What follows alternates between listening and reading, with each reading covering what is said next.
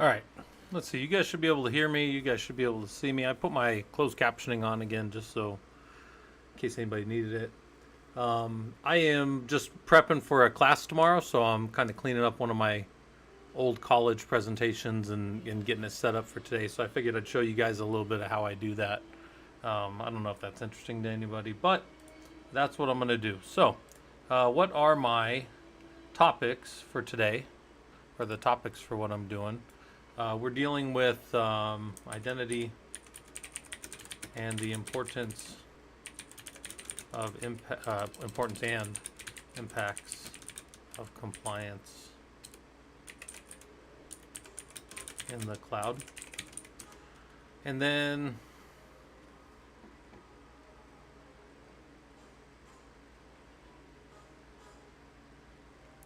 I'll only put the high level topics here.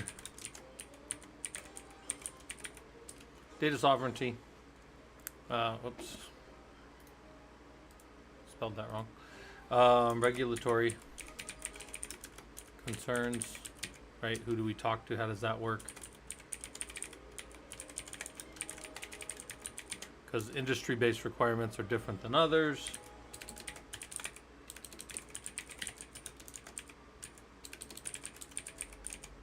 It's fine. All right, good start.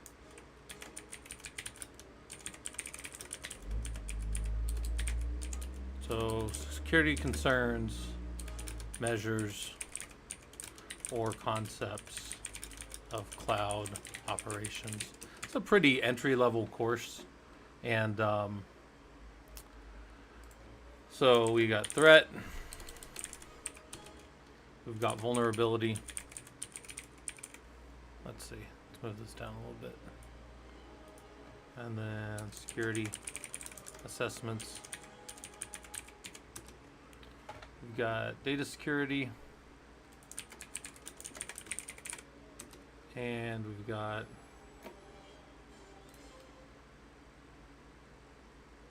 oh yeah, I guess that's a good one. Application and infra security.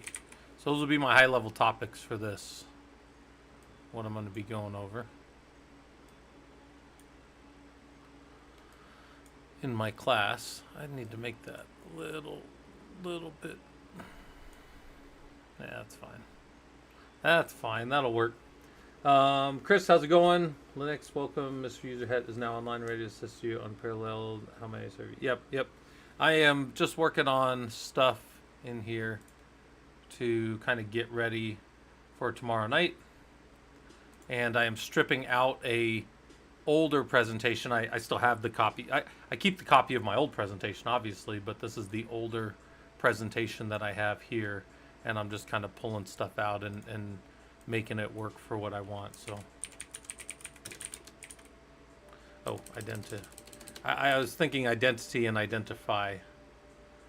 Identify the importance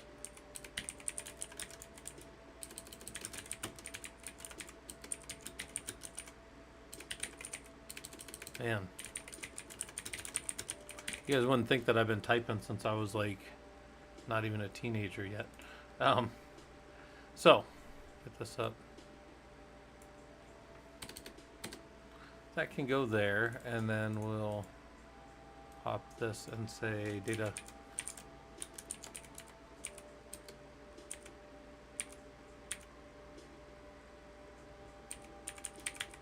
sovereignty, right? So where do we keep data and how do we keep it? And then I'm going to duplicate this slide 1, 2, 3, 4, 5 times. I am just getting ready to put together a lecture, guys, in case anybody's wondering. Oops, concerns. I will definitely talk Linux if anybody wants me to pull up all the Linux. We can do that too.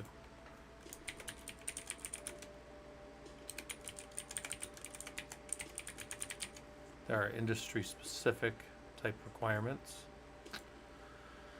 And then what do we got?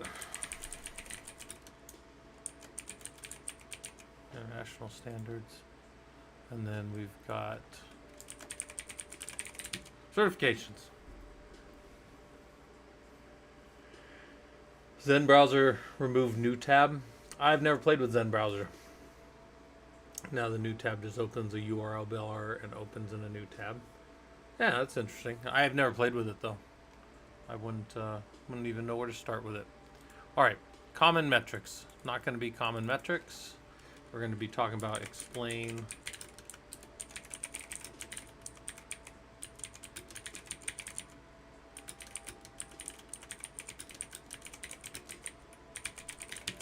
One of the things you guys might notice if you ever do any presenting is a lot of the stuff you do when you present, it's like, I tell you what I'm going to tell you, then I tells you, and then I tell you what I just told you. So it's like, oh, let me get down here.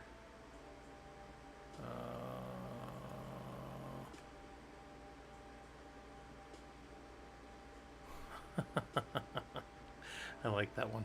Hold on, where? All right. I'm gonna drop this here because then it's just the. Get this other one out of the way. There we go. All right, good. And there's our review, and then all I'm doing is cutting out most of this stuff because this is not going to be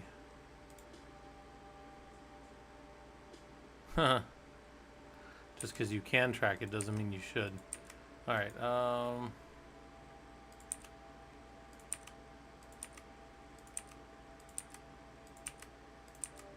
those are all good topics, but for other times.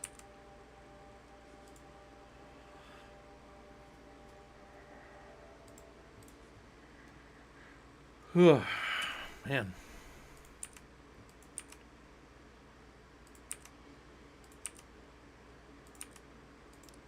Cloud. Oh. I don't know how I'm up there deleting things. Wait a minute. What am I deleting up here? Alright, there we go. Get rid of it. Get rid of it. Get rid of it. Get rid of it. And then review. Okay. Get rid of that. Get rid of that. Get rid of AWS. Okay. Alright. So we got the first part, and then now we just got to get the second part. How can I get a certification for free? There's a bunch of certs that are there for free. You go to, I mean, you can go anywhere for them, but our Discord has a bunch of them. I'll show you real quick. Question was free certs. There's a lot of free certs out there in the world. The ones that I know of that are free are down here under beginner start here. And these are all free certs right here. Right there. See that? So you'd have to join our Discord and then you'd have to go in there. Now, are there other places to find free certs? Probably all over the interwebs, and I would tell you just go find them. But if you're asking me, those are the free certs that I know of. Where were we at? So overview, importance of the cloud, data sovereignty, to international standard certifications. Okay. Explain the measures. Then we're going to come down here and we're going to clear this all up. And the first one is threats.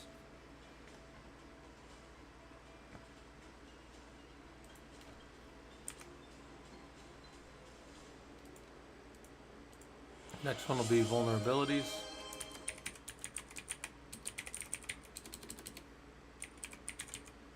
Vulnerabilities. You guys want a Ranger check? Where's Ranger?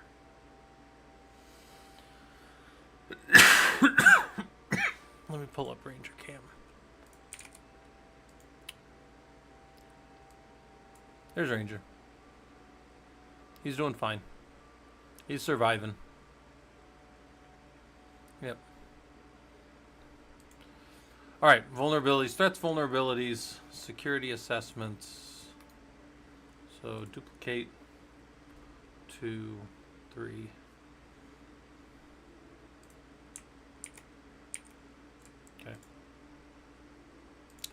threats, vulnerabilities, security.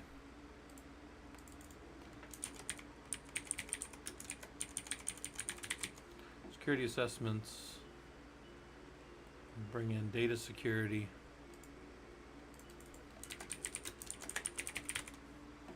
And then applications and infrastructure.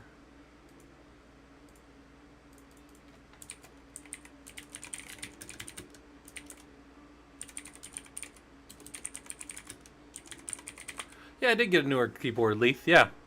Oh yeah, Colorman, thanks for coming by. First step, resources, rules comes to place. Okay, okay. Yeah, I got a newer keyboard and just kind of hanging out. Not working too hard today. All right. So, what parts am I putting in each of these? I guess I'm gonna go up and then add the things in through each part of this. Some of these are probably going to get a few different components. Yeah, I'm definitely going to have to add a few. So let's start up here. We'll start. Got threat stuff and vulnerability stuff to bring in. Security assessments tend to be penetration testing, then vulnerability scanning, and then we've got application scanning. Penetration testing can be white, black, or gray box. You spell gray either way and it's still correct. Vulnerability scanning is internal scanning against the software versions running in your systems. Application scanning tends to be two different types. You've got DAST, and well, I'm going to talk DAST first. SAST first, and then DAST, which is static application security testing. I'm going to do it this way. And then DAST is dynamic application security testing, right?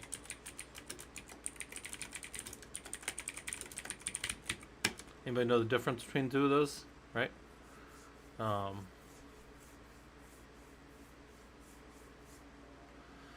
CUDA program. I never played with CUDA. I mean, I've seen people do some CUDA stuff, but I've never done anything with CUDA, Nikhil. Like, I support Linux systems that people are doing CUDA on top of, but I don't do any of that stuff myself. So, Amin, you asked about some things about Linux auditing. Yeah, if you're talking about like auditing systems for security purposes, I guess it depends how you're asking that we get there. Are you talking like security for, or I don't even know if you're talking security. If you're just talking auditing Linux systems, there's a lot there. There's a lot of things that can change and a lot of different stuff. I guess, you know, the different areas generally that I would think about would be, see if I have this. Oh, what is he in my network? Where is he at? He's this guy here. It's going to be a little bright for a second, but it'll get better. I mean, I could show you kind of the areas of audit that are, what is this, admin? I think that's right. I might be wrong there. Maybe? Oh, no, this is admin and then this big old long, hold on. I have this big old long generic password for this one. Where was my, hold on. Only because you asked. Where is that big old long password? This stupid thing. I've tried to change it, and it's like, oh, that's reserved, and I'm like, I'm not even gonna bother. I'm just gonna keep putting that in there. All right, so if you're talking about like auditing Linux, I guess this would be some of the areas that you could do it. Security auditing, I mean, that stuff to me is get an SCC tool and go run a scan, right, and then do your STIG and get a SCAP score and all those kind of things, or a STIG score with your SCAP tool or whatever. But if you're talking about like security stuff, I mean, you know, what are your vulnerabilities?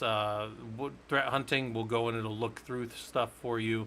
Malware detection, looking for things that are in signature and compromised things. Are your configurations changing? That's what file integrity monitoring is. Nobody's changing your stuff around. Are you adhering to whatever different standards that you want? And then, you know, how are you scanning and allowing different stuff to run on your systems like Docker? You know, are you making sure that you know what the containers are doing and that kind of stuff? So the question was about Linux auditing. You can use tools for it, or you can, I mean, you could manually do a lot of that stuff, but that stuff gets to be really tedious. So I would tell you, you know, get a tool that works well for you, and different organizations use different stuff. And that's kind of how I would think about that. All right, let me go. A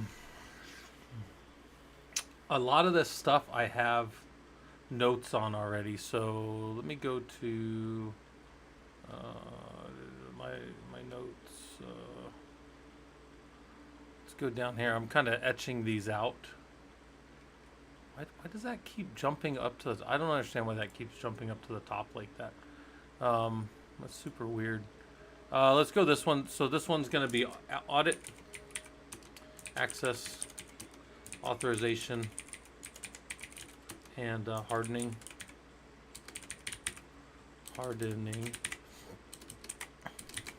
There we go. Hardening.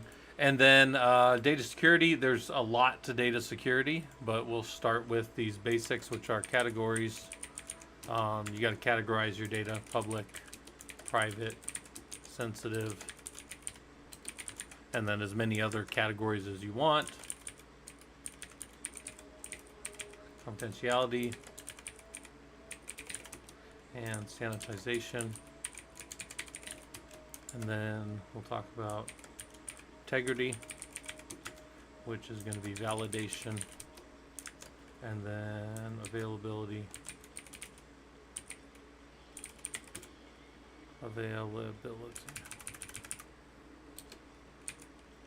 Yeah, there we go. Availability. And then breach. Oops.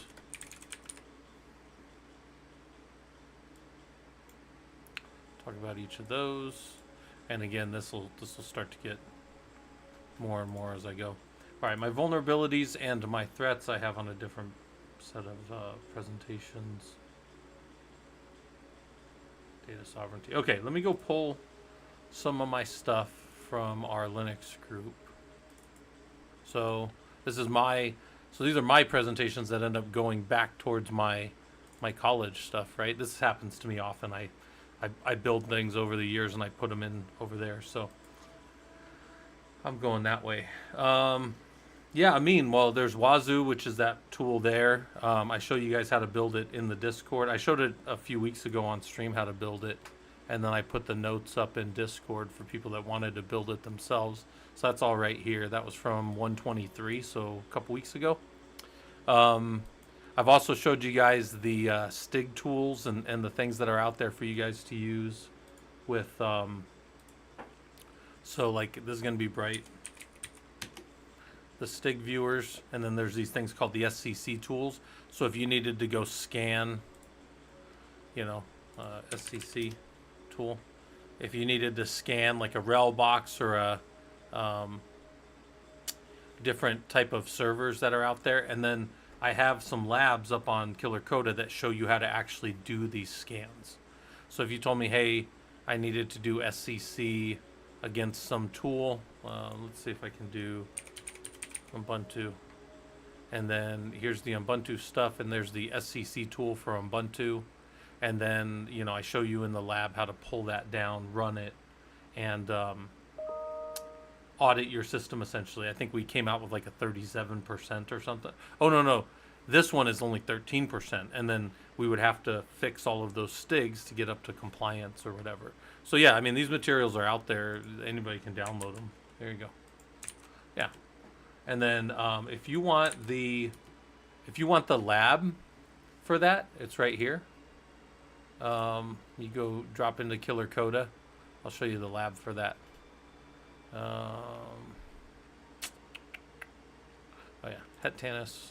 I'll give you the link for it. Hold on. And down in here we have some labs that are actually going to show you how to do that. Right here. So how to run the STIG report for a server and how to run the STIG report for Firefox. So if you want to do an operating system STIG report of a system, this is how you would do it in Ubuntu. I run it in the home lab on the Rocky boxes for you guys, but we're not going to run that right now. But this shows how to, like it says, your team has to integrate with the U.S. government system. There's a security requirement that you need to STIG your servers to a certain score. You have decided to use SCC tool to scan your servers to see where they are currently, before and after the remediation. So this shows you how to do it in an Ubuntu system. So, I mean, if you need to do this, I have videos on these and stuff, but this is how you do it. You come in here, you download it, you configure it, and then you set it up to run on all your systems. It'll run, it'll build the scan, and it'll show it to you. I'll just do it real quick. It only takes about 5 minutes. So we'll make a directory for it, download it, unzip the tool once we have it, go into that directory, install it, right? So install the actual tool on this box. It'll be down in opt SCC. And this is one of the things you always want to watch and read. Oh, where's it going to put it? It's putting it in opt SCC. So I go drop into opt SCC, and I'm going to config the tool. So I'm going to run the command line SCC tool with config, and that's going to come up, and it's going to say, hey, how do you want to, well, first it's going to tell us changelog, right? And then it's going to say, how would you like to use this tool? And I'm going to go like this. I'm going to say, all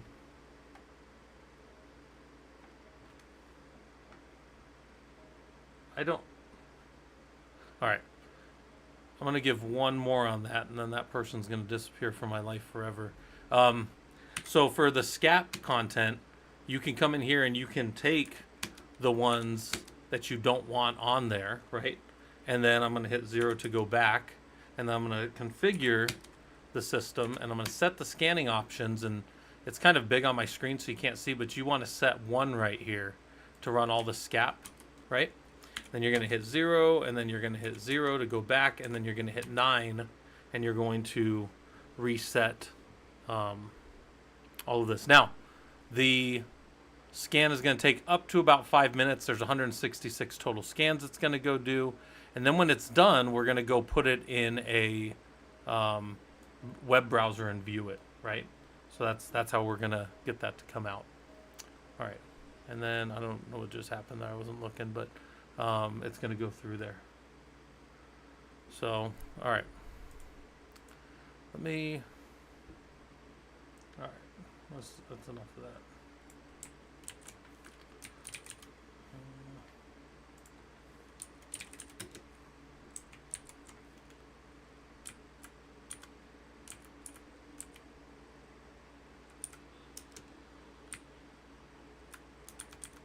All right. That's going to run, that's going to scan, and then it's going to finish up there. And then we'll go look at it in an Apache browser. All right. So, when this is all done, look, that's a terrible score. That's a really terrible score. But it's what we get on this box by default, and then that's where we would go. This security is I always tell you guys, it's like a dance. I mean, I could take a server all the way to 100%, but I can guarantee you nothing's going to run on it. Like, I mean, you got FIPS compliance, you've got SE Linux. It's very difficult to then scale back and get things working. So we try to get servers to a certain level, and then still have things working on them. So watch this real quick. We install the Apache. We're going to go over there and copy everything into the web, what we call the document root, and we're going to pull this up. And this is a view of our actual HTML page from that scan, and we can go find out how the system's busted. It's missing a bunch of Cat 1 checks. It's got a bunch of manual checks that didn't even get done, and then it's got a bunch of other checks here that we can do. Now, in my home lab, I've shown you guys we pull this out and we go and we validate it in the Stig tool. The Stig tool is also free. You can download it right here. It's called, I think it's just Stig Viewer. Yeah. And I use 2.17 still, but there's 2.18. Not a lot of people are up on 3 yet, as far as like the security people out there and like the government and that kind of stuff. You're not going to find a lot of people going that way. So, okay. Anyways, that's that whole lab. So you can play with that lab if you guys want. I wasn't going to do any labs tonight. What I was going to do was I got to go pull some stuff out of my own former presentations to go add to this, because I want to give threats and vulnerabilities, and I need to find, I got a couple security talks. No, I never finished the security primer. Hold on.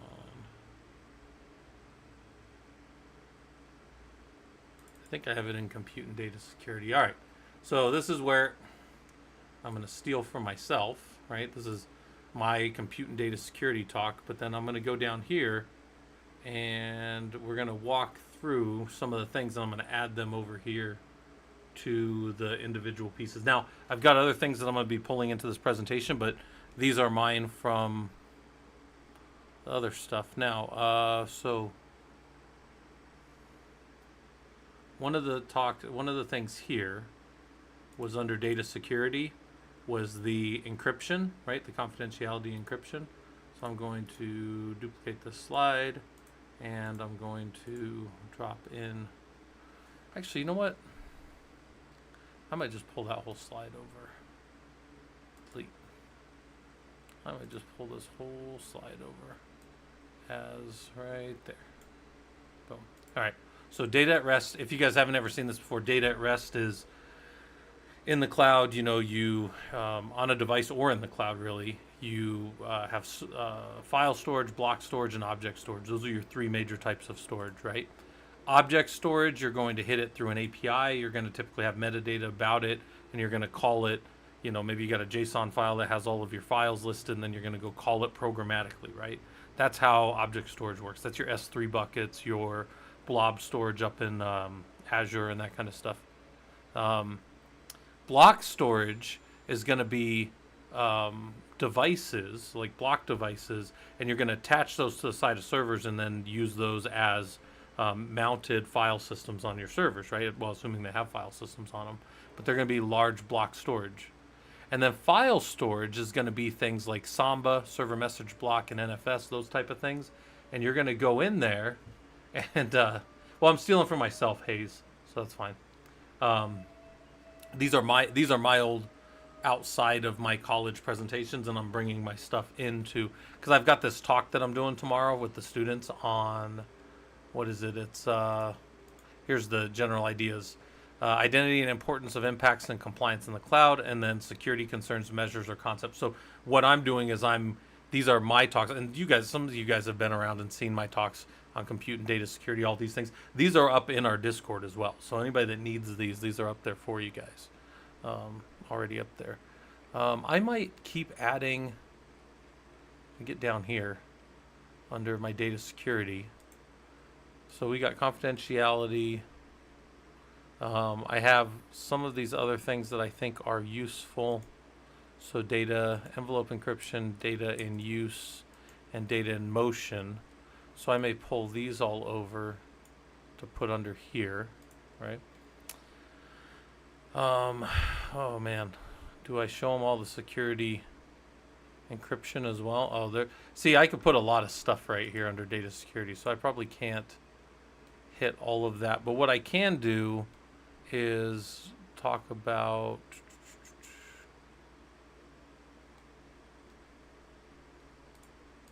For data and security right here, they have confidentiality, integrity, and availability. That's a big part of it. So I might show this, right? So put that in there. And I could strip some of this out because I have about 50 minutes to talk. And then I have 3 labs that I'm going through with my students tomorrow as well. I have questions. Oh, how do I validate questions on the output in Killer Coda? Oh, hold on a second. This is also in my GitHub if anybody needs to see this. But how do we validate? So in some, I just let them go. But let's say that I wanted to validate that you had done something like in DNS. In the steps, there's a verify.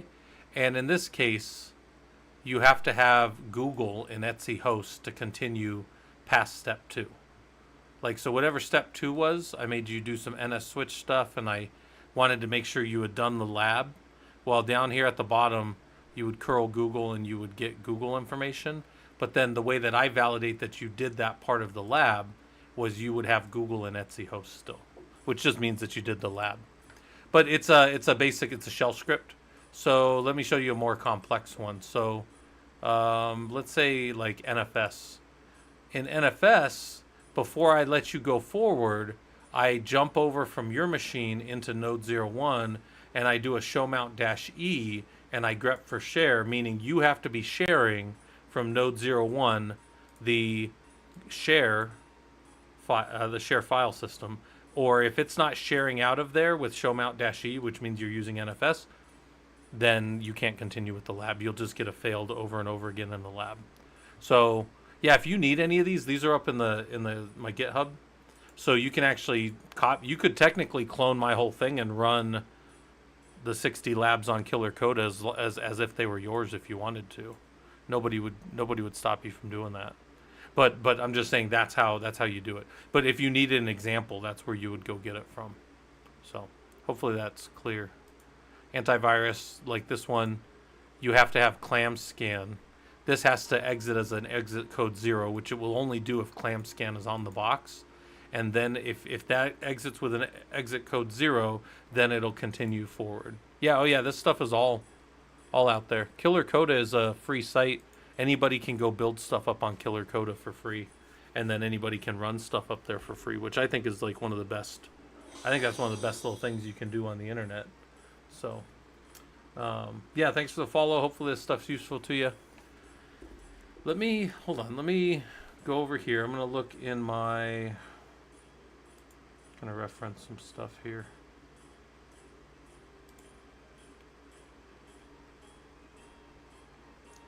Let me see what.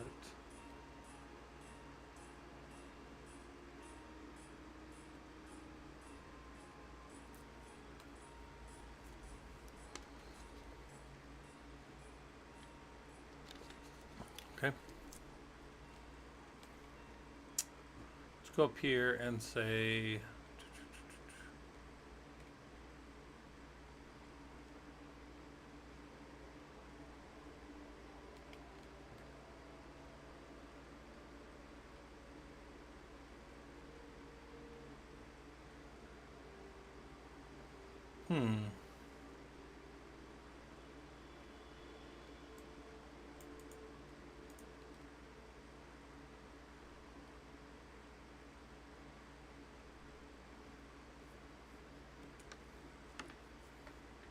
can we make particular container for every session for every question specifically?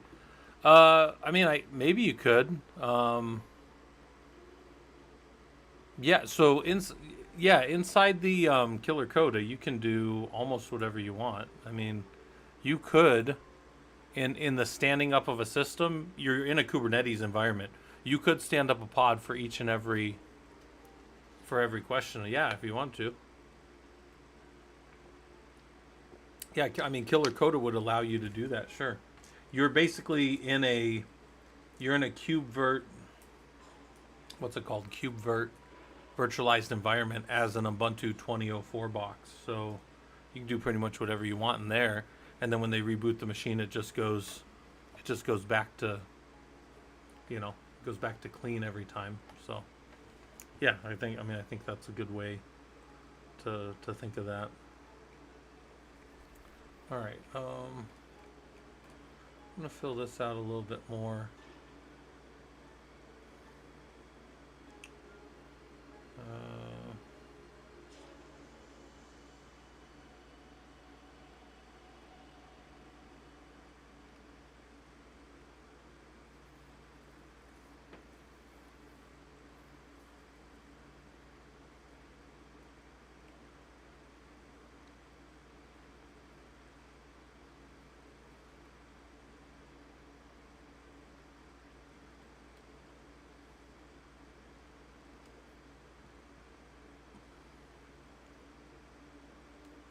all right, that's just gonna be a lot of notes and stuff for me to add over here.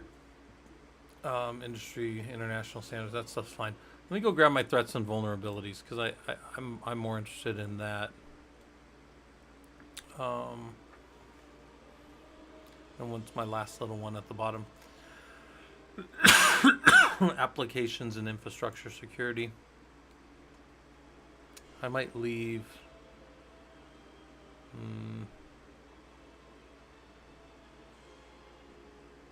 Nah, I don't need that right now. All right, let me go grab this other thing that I need, which is my.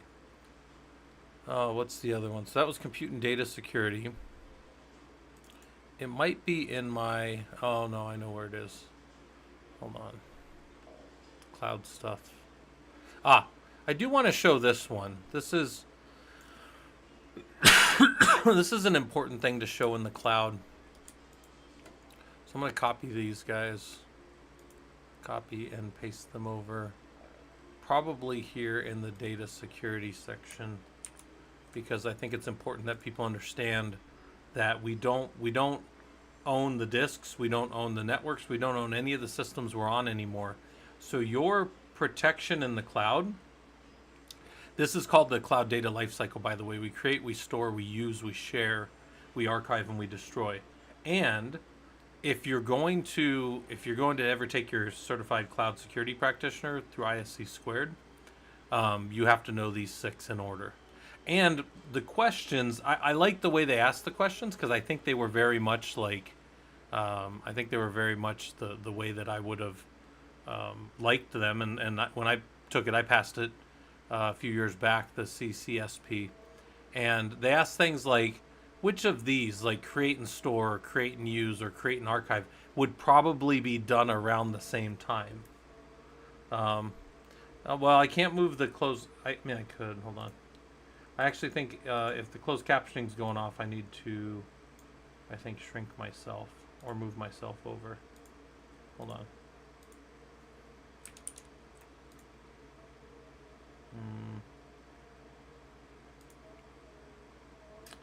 I don't know if I can do that. Hold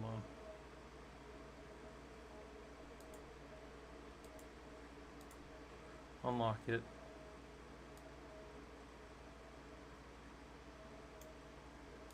Gotta make myself slightly smaller. There you go. I guess that's what you guys get. So yeah, I mean, I guess it'll give the. Hold on.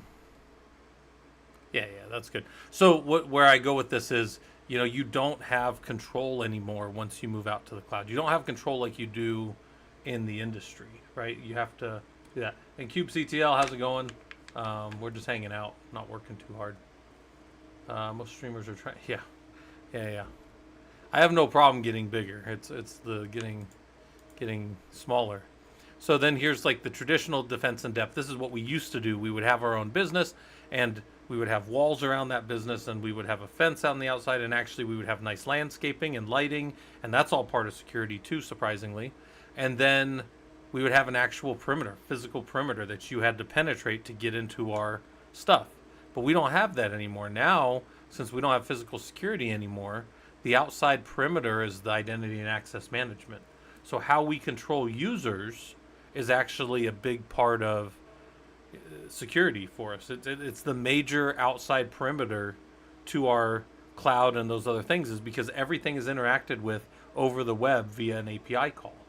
Whether you're doing actual console or using a software development kit, or you're using a infrastructure as code type service, or if you're using whatever you're using, it doesn't matter.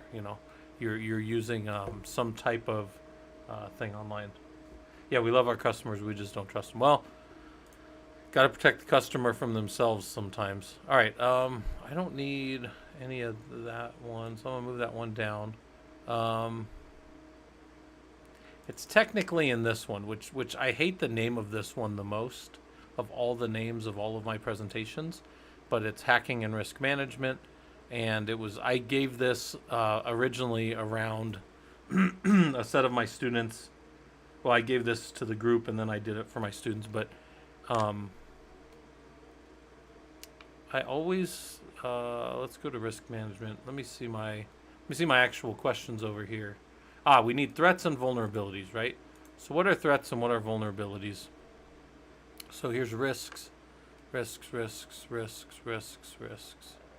and I have risks. Types of risks. Security risks. But I don't have the definition of threats in here. All right. I have to add that in. Skidiot script. I like that. Let's go grab our vulnerability pages though. So these are all vulnerabilities, right? A weakness of a system or process that could lead to compromised information or unauthorized access. That's known as a vulnerability. And then here's just a bunch of vulnerabilities that are out there, right? And then how do we mitigate risks? Well, we have the defense in depth type model, and then we protect by not allowing any one thing to come all the way through, all the way down to our data, right? But do I have, hold on, I thought I had some good, so we could do security risks for vulnerabilities.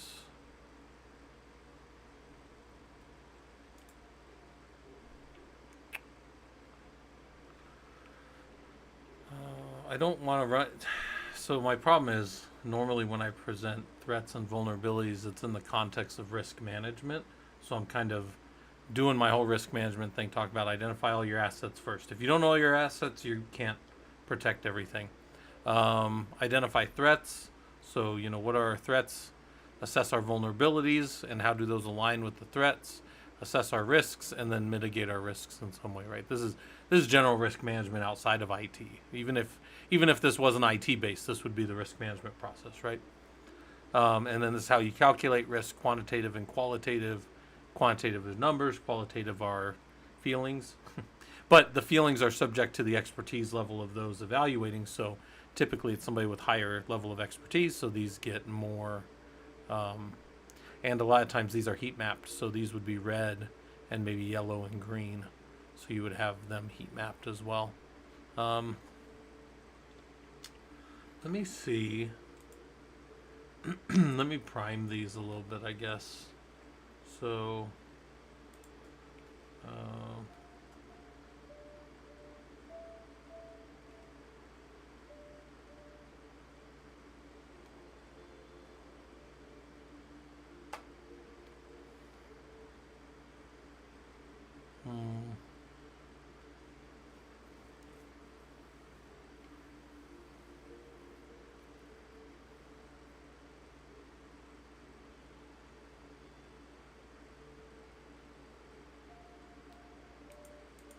let's compare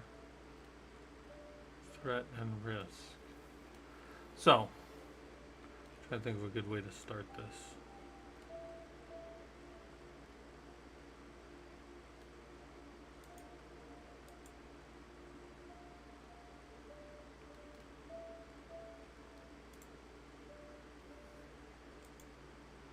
Back here.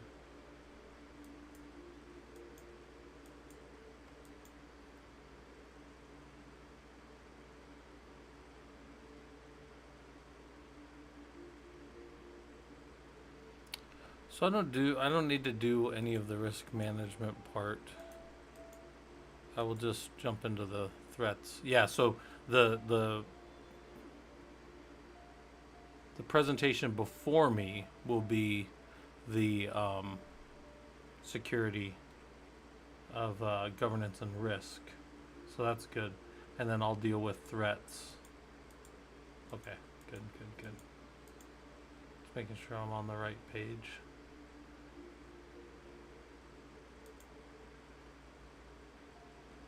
All right.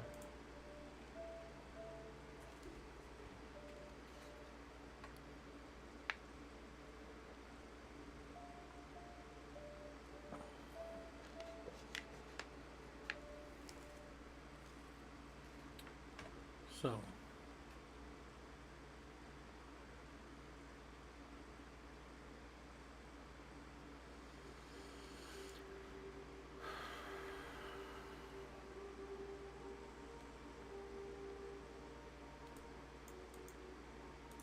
hmm.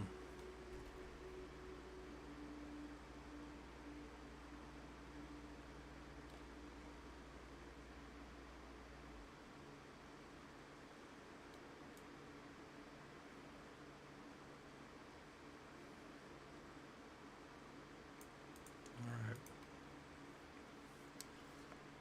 Hmm.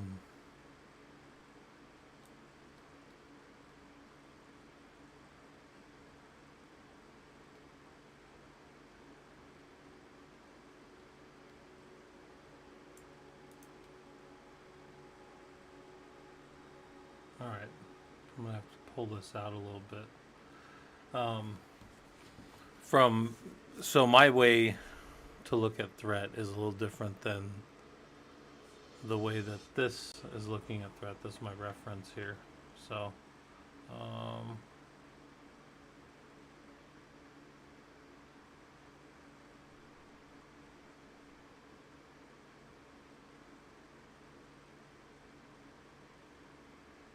all right.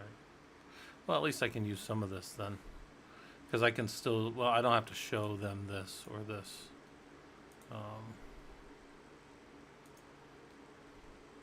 But our vulnerabilities are.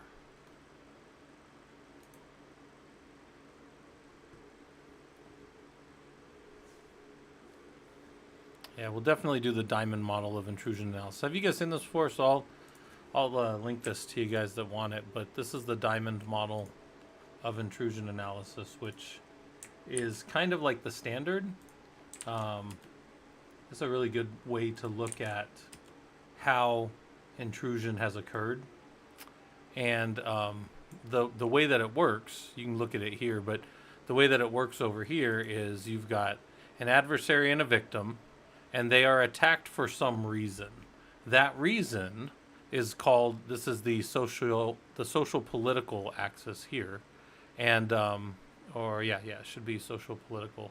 Yep, and the adversary attacked the victim to gain notoriety or to hurt them because they didn't like their political stance or to make money for the like there is some reason, social political reason, that they did the thing that they did, right?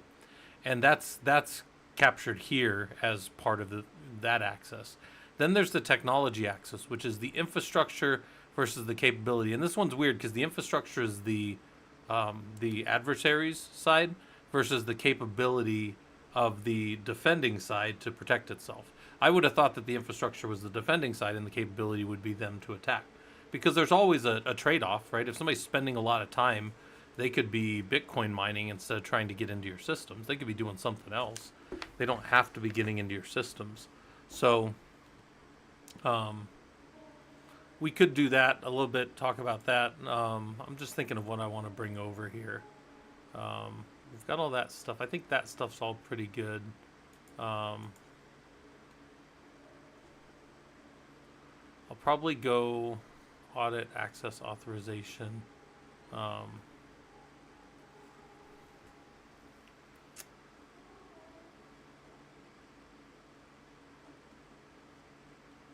one's also interesting, the wording of that, because that's backwards.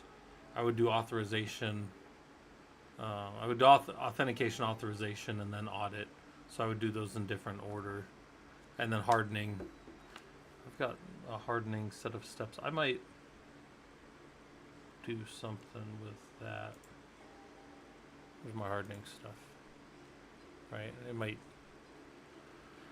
might bring something like this out there for these are the things that you do to harden a box. But I'll clean that up if I take that, right? I won't use that as a black background form. Students for some reason do better with a lit up thing. So, yep, thanks Chris. I'm not working too hard tonight. I'm just setting stuff up so I got some stuff to talk about tomorrow. All right. Yeah, that's good. I think that's I'll hold this one open for later. Actually, I'll hold that one open for later. And yeah, that's good for now. All right, let's pull up. Let's do some. Where's Ranger at? Ranger is wandering around because I don't know, because that's what Ranger does now. It's kind of getting old, so he's kind of who knows with him anymore.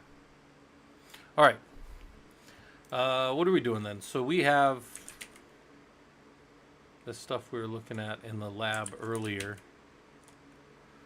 What do we want to do? You guys want to work through some job stuff? Yeah, he's guarding the fireplace pretty much. If you guys want to look at some more of those job requirement things, I think people tend to like that, mainly because the job requirements are directly related to like Linux administration and getting into the field. I think most of the time you guys kind of like that stuff. Yeah, let's do that. So I'll pull up a notepad here, and we'll get that out of the way. And I think the last time we were doing this, yeah, there were some job skills. So these are notes that are up in the Discord already through AI and Producer Resume. I mean, that's a way to do it. I mean, I'm not going to fault you for that. That's a good way to do it. We've done all these. These are all up in the Discord already. So we're just coming down. I'm going to come down to one that maybe I haven't done yet. This one was somebody wanted to go work at SpaceX. This one was just, strictly speaking, did I run out of them? I don't think I ran out of them yet.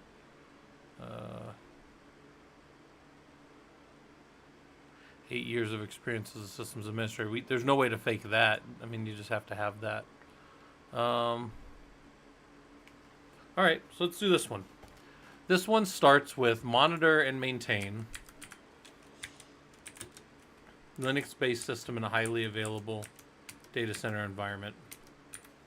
So, how are they doing HA, right? Is there some Stoneth involved?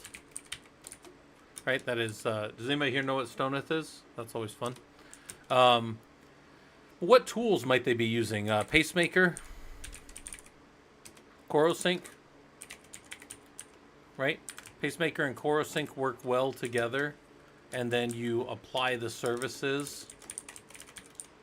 Get applied underneath and are shared between the systems, right? So this is a way to do it. How are they doing HA? So they're doing those things. Are they using a VIP? That's a virtual IP. One node, so head node, active, head node keeps control of the cluster IP. If it goes down, another node takes control. Now, who knows what Stoneth is? Some of you guys got it. Some of you guys have heard me say it before. But what's Stoneth in a system? Anybody remember? Anybody know?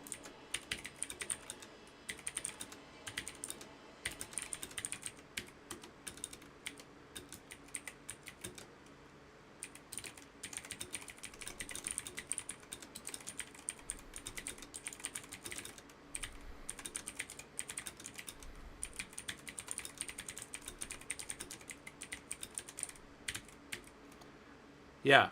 Stoneth is we take the other node out. This guy's acting weird. I'm gonna take him out and I'm gonna take his resources because I can continue on. And your systems, this is one of the best ways even to today that we control. Yeah, so Stoneth is shoot the other node in the head. And the nodes basically, I mean, it's like the nodes are pointing two pistols at each other. They both have IPMI credentials to turn the other node off. And I've gotten in a state before where my Luster boxes, the OSSs, which are the object storage servers, were coming up and killing the other one before it could come up, and then coming up and taking the resources, and then the other one would come up, and if this one didn't kill it again, it would kill him, and it would take the resource, and it was just a nightmare. And a lot of times, this is one of the reasons why when we build systems, we will allow failover, but we will almost never automatically fail back. Like I will almost never. In fact, I will say categorically never.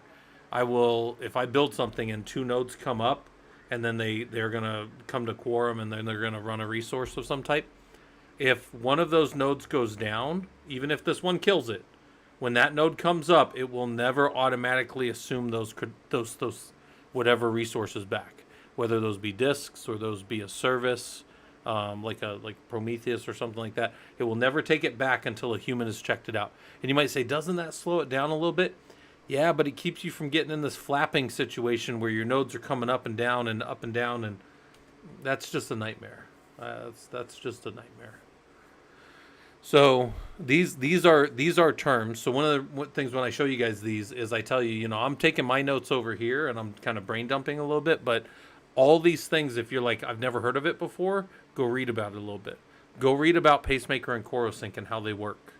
I'm putting together a lab on them in the Killer Coda, where you're going to turn on a web page, and then you're going to see the web page only on the active one, and then there'll be actually I got to see if I can assign a virtual IP in that range that doesn't affect anything, and only the active node will have the virtual IP, and then we'll kill it over there, bring it back to the other node. We won't kill the box, but we'll turn off the service, and the virtual IP will fall back to the other box, and then we'll be able to curl it or ping it or whatever you want to think of it. And it's really easy to have a virtual IP. But it's just something that somebody probably has to show you the first time. This is all assuming that I'm doing the cluster stuff internally. There's other ways to be highly available, guys. This is highly available within my own cluster. They may be a web shop, so they may be right. It may be reverse proxy, what most people call a load balancer. And that is going to be front end IP exposed with multiple server backends. And this is something that we do, right? And we have it all set up. Where then you can have multiple server backends, and then now you've got round robin, or you've got all these other things, and there's all these different ways that this can happen. But that's called a reverse proxy. If you've never looked up, if you're like, oh, proxy server, I know that means on behalf of forward, but I've never seen a reverse proxy back. I don't know what that is. That's something to go spend a little time with, right? Cube. Yeah, there's virtual IPs, and there's in the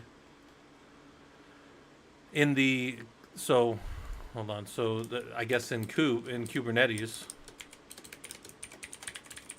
this is the way I do this in Kubernetes is an ingress pointed to a service, and then that service is pointed to your deployment. Well, it's pointed to the pods in a deployment, which are constantly monitored by the replica set that wants to always have a certain number of pods, right?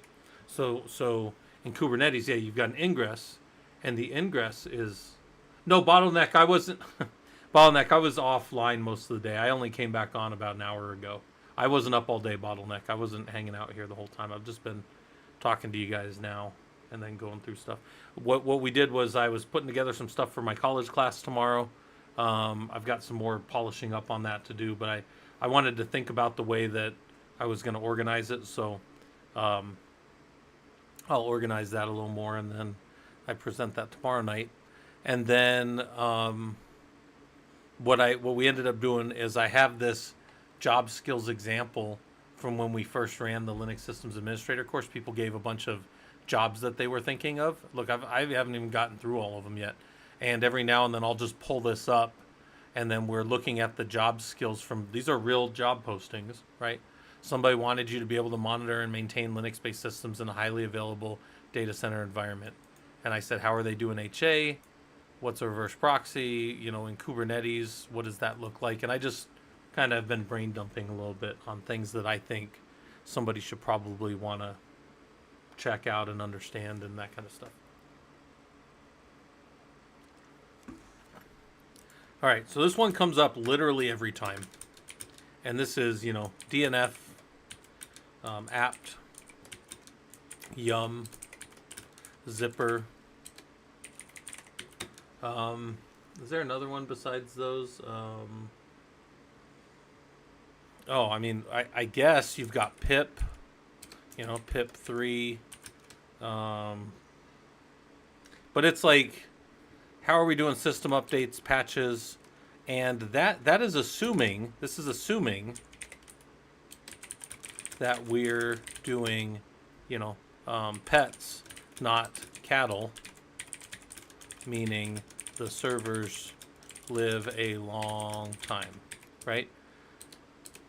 There's other things that might happen here where we could, with stateless nodes, we never update anything in place. We always have to do it in the template, right? And this looks like what you guys have seen here, where in this Rocky node, if I do a DNF and then I say something like history, this Rocky node is this was the last time anything was installed, and this was the last time he was updated. So just remember 2024-11, right? So November of last year. Everybody can remember that? Watch this. DNF-Y update. I'm going to update this box with a -y. I'm put it all in. Put it all in. Just let's see what we can get in here. We'll put everything in. Kernels, everything, right? This is about to be like Gandalf, where he says, I have no memory of this place. Because what's about to happen here is this box is going to get all patched up. But he's a stateless node, so we're going to turn him off, and he's going to come back up, and he's going to be deployed from a stateless node template that was not just updated. This would be this is a copy of a copy, right? It's the stateless node image didn't change right here when I did this in the box. So when I reboot this box, you're going to see all that old stuff again, and you're going to be like, what is this, like Memento? You keep coming up with no memory. I don't remember exactly how that movie works, but I think that movie's like 20 something years old, so some of you guys probably don't even know what I'm talking about. Your AWS budget just went off. You know, I did a few days where we did like text to speech on here. I could turn it back on if people liked it, but I think like for all the time that we were sitting around messing around with it for like hours on stream here, it was like 50 cents or something. All the poly, all the talking and stuff. It was we were using what the hell? We were using like QuentCoder, which is like a open source large language model, and we were using it through. You don't need a mic. There we go. All right. So watch. This is gonna update and everything, and then it's gonna go. Tomorrow, Mari, you said I found a job that just asked the person in this role should be responsible for installing, updating, patching, removing, troubleshooting, repairing, and maintaining all existing and future installations of Red Hat Linux. Sir, that sounds like a good job for a Linux guy, right? Yeah. Tani, we were doing cloud security earlier. I was actually prepping for a college class that I'm teaching tomorrow night. So I had my presentation. Had my presentation open, and I was like dropping stuff in it out of my other presentations, right? So I was like, these are my topics, and then I was pulling my different stuff in as I went. This is where I had the most stuff, obviously, because this is the most full. But then I'll go through and I'll reference the what's that? My yeah. So I got to add some things here, but there's like this is one of these things like, do I talk a lot or do I talk a little, right? So yeah. So anyways, that's what we were doing. Then I jumped over here and I started to show, we've got this job skills examples where people just dropped a bunch of jobs that they wanted, and in the chat, this was back in, I don't know, October, maybe September, and I'm just now getting through to some of it. So this was the thing that they wanted: monitor and maintain Linux systems. And then I started showing, I just kind of started brain dumping things that I know that people need. So um, yeah, that's pretty much what the job is, guys. Like, keep the fleet of servers moving forward. But the fleet of servers has changed. They are no longer all big, battle class cruisers and destroyers. They're not all these giant ships. Now they're shorter, faster running ships, but they have the same mission still. They've got to be available. They have to be they have to be available. They have to be secure. They have to keep the integrity of the data, as much as that means, right? Because at the end of the day, right, security is still security. It's confidentiality, integrity, availability. Our servers, as we keep them going along, have to remain available. They have to push out the right data, and then they have to keep the data secure for only the people that need to see it, right? So this is like the song and dance and dog and pony show and all those things that we always deal with, right? All the different little I guess I wouldn't even know what to call those. I was going to say platitudes, but maybe accoutrement. I don't know. Anyway, so yeah, they're drones. Yeah. Your machines are just going along, and the way that they go along has changed over the years. But some of the stuff, like what Tomorrow Mara just said, is like, I mean, look, the job is keep that all that says to me right there: installing, updating, patching, removing, troubleshooting, repairing, and maintaining. That's like just keep the servers running. Like, keep the servers on mission, keep the servers doing the things the servers are supposed to do when they're supposed to do it, right? So, but anyways, we got into stateless nodes. We were down here and we were looking at patching, and I was saying how, and I was proving to you guys, watch what's going to happen with the system. We're gonna see it patch all the way up, and I'm going to show you DNF, and then I'm going to reboot it, and he's going to come up and he's going to be like, I don't know what you're talking about, and you're going to be like, I literally just patched you, and you're like, I don't know what you're talking about, buddy. But if we do want to patch this, we've got to go back to the source. And the reason I point that out is that's a different model than it used to be. It used to be, me and my team would be sitting up late on a Saturday night. We would have a patch window, and during that time, we would be patching we would have already patched all our non-prod servers before, but we'd be patching prod servers that could go down.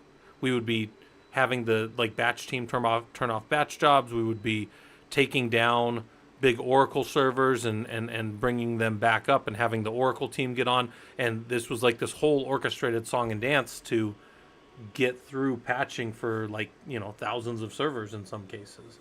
So, I'm missing chat. Hold on. Yeah. I mean, look, we want to automate all of it. In fact, we try to hand off as much of it as we can to other people, but sometimes some of that still has to happen. And I was in an organization where that was not as robust as we would have liked. And by the way, we were doing a lot of automation. It's just so it goes back to this, are they cattle or are they pets? A lot of our servers were cattle, and they were 5+ year old cattle. They were cattle, but they were over 5 years old. They were like pets, like we were keeping them forever, but they were older servers, so sometimes patching didn't work on them. So there would be like these trouble servers, and then we'd have to go figure out and fix them and whatever other kind of stuff. Yeah. I often talk about painting with a wide brush. You've got to get as many servers as you can in that push, so that then the remediation goes as well as possible. All right, so look, this box is ready to go. I say uname-r, and he's patched, right? He's got a new version of the kernel in there. New version of the kernel, 5.4, 427, 42.1, 503. Oh, we're going to a new version here, and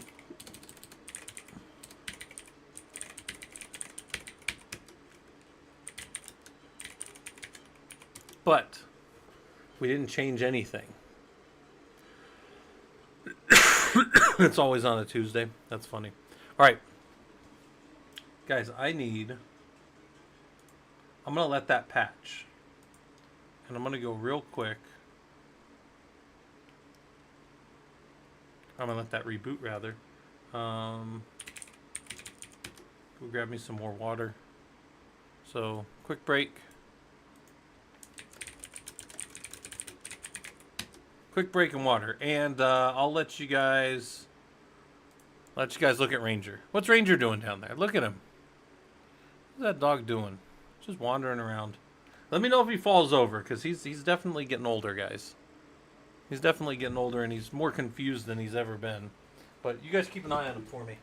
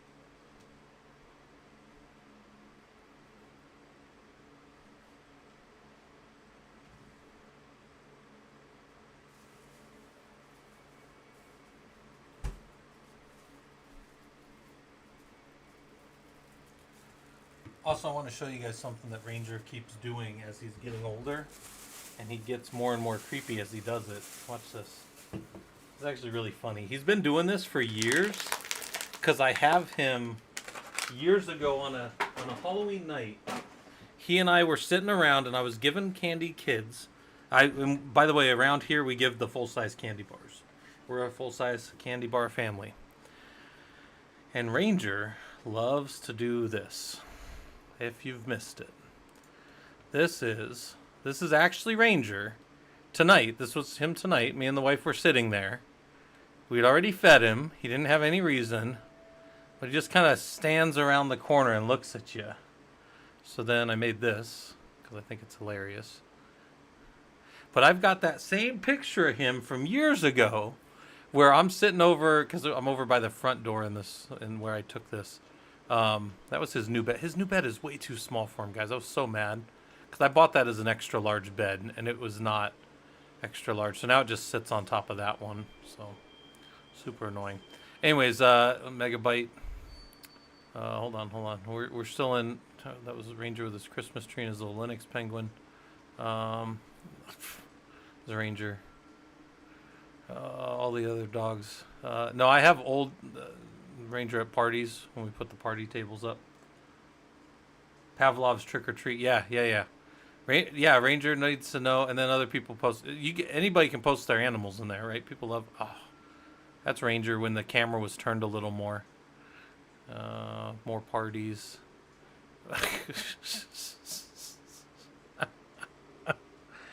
Oh my god, you guys have no idea how silly this dog is. He's a really good dog though. Like, people literally come over just to see Ranger. Like, this is paw right there. Big old flabby neck. Because he used to be heavier. And then, so then my brother Tommy will watch Ranger when we go out of town, me and the wife. And this was from right at the end of October, early November. We were in Hawaii I was training some people out there on a government system. So Ranger was watching out the door for us, like, where are my humans?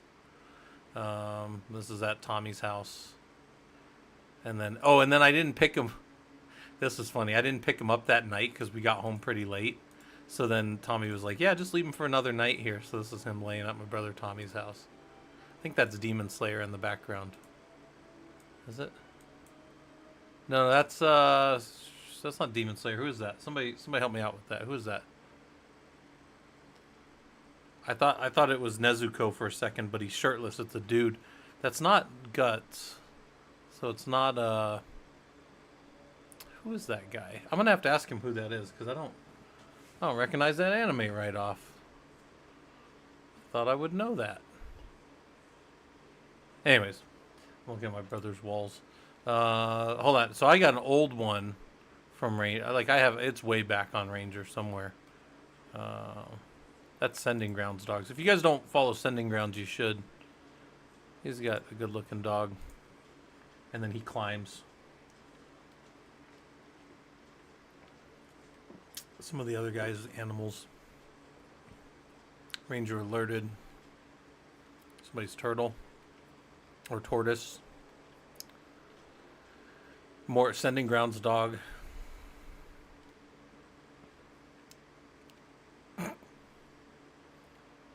Freaking Ranger. Alright. I probably won't make it all the way back to that October, but it was a while back. That's Ranger, man. He slaps that water with his tongue like it owes him money. Oh, that could have been... No, I don't think Tommy's ever watched Ninja Scroll. But that does look kind of like Ninja Scroll, doesn't it? But it's definitely not Jubei Kibagami from Ninja Scroll. Somebody... I think Fisherman... Yeah, Fisherman made this with AI. Frickin' Ranger on a throne. That's pretty funny.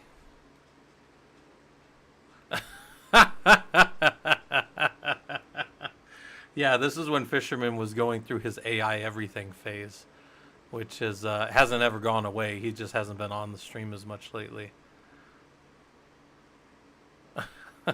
Cats. My wife loves cats. You guys have no idea.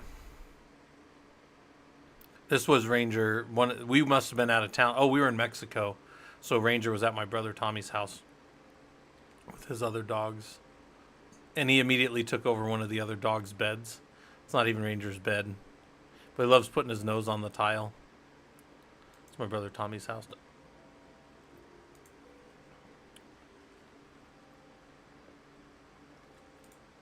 That's Tommy and the dogs. Wait. Oh, man.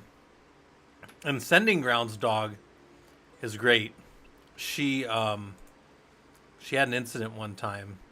He can tell it better than me, but basically something closed on her foot. She was like she had been taken somewhere to I think they were grooming her or doing like and somebody let the door close on her foot, and it hurt her, right? Like it hurts the animal. And then she ended up biting that person, biting another person, and then there was a woman in the room with her dog, and it bit his dog bit that person as well, so it bit 3 people, and then had to go to a 1-month training camp to not bite people. But to be fair, it's Phoebe. Yeah, Phoebe was quite like startled by having her foot closed in a door, which I can't imagine feels good, like a metal door at like a like an office shop. Oh, Birani's puppy. I haven't seen that one in a while. There's Tommy with his that dog is so small and it blends into his carpet, you can't even see it. But anyways, so I made one of Sending Grounds' dog Phoebe with like 3 humans on her side, like how they used to paint the things on planes. All the planes they've taken out or all the bombs they've dropped. This was Ranger on like a Christmas type thing. Want a faint calf dog. Anyways, I don't know why we were going through doggy time. There's Tommy with his stuff. Playing some kind of game. What game is this? Is that one of those scary ones? What is this the one where you like have to try to get out with the garbage? Anyways, that's Tommy's dog. one of his dogs. Then Ranger always gets a Christmas tree by him, even though we have our own Christmas tree. Oh yeah, look at that, more dogs. So many pets. If you guys have pets, you can drop them in Discord. We love them. Oh man, Biryani's dog has so many pet toys that it basically lays on a bed of pet toys. There's Phoebe. Ranger's room with his little Christmas. That's from a couple years back. Yeah, look, this was a couple years, almost 2 years ago. A year and some change ago. We had our big Christmas tree that we put up front. That one's 12 feet. It's not fun to put up. Hold on, I want to find this one thing. This dog, this is what I was saying about Tommy's dog. It gets under his wheels of his chair, and this dog has probably been run over like 10 times from Tommy moving and just hanging out under the chair where he tells it not to. Oh, this was that's Ranger's date of birth. Parents, Misty, German White Shepherd, and Coda, Chocolate Labrador Retriever. He's a German Sheplador, in case anybody's wondering. Yeah, Tawny, thanks for coming by. I'll be on for a little while longer. I'm just kind of hanging out. I'm not working super hard on anything. But I want to find the one of Sending Ground where oh, look at Ranger.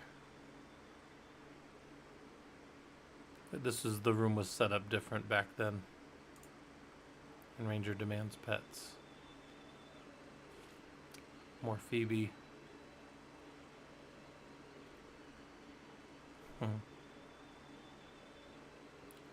Robodom had a guest for the weekend. That's funny.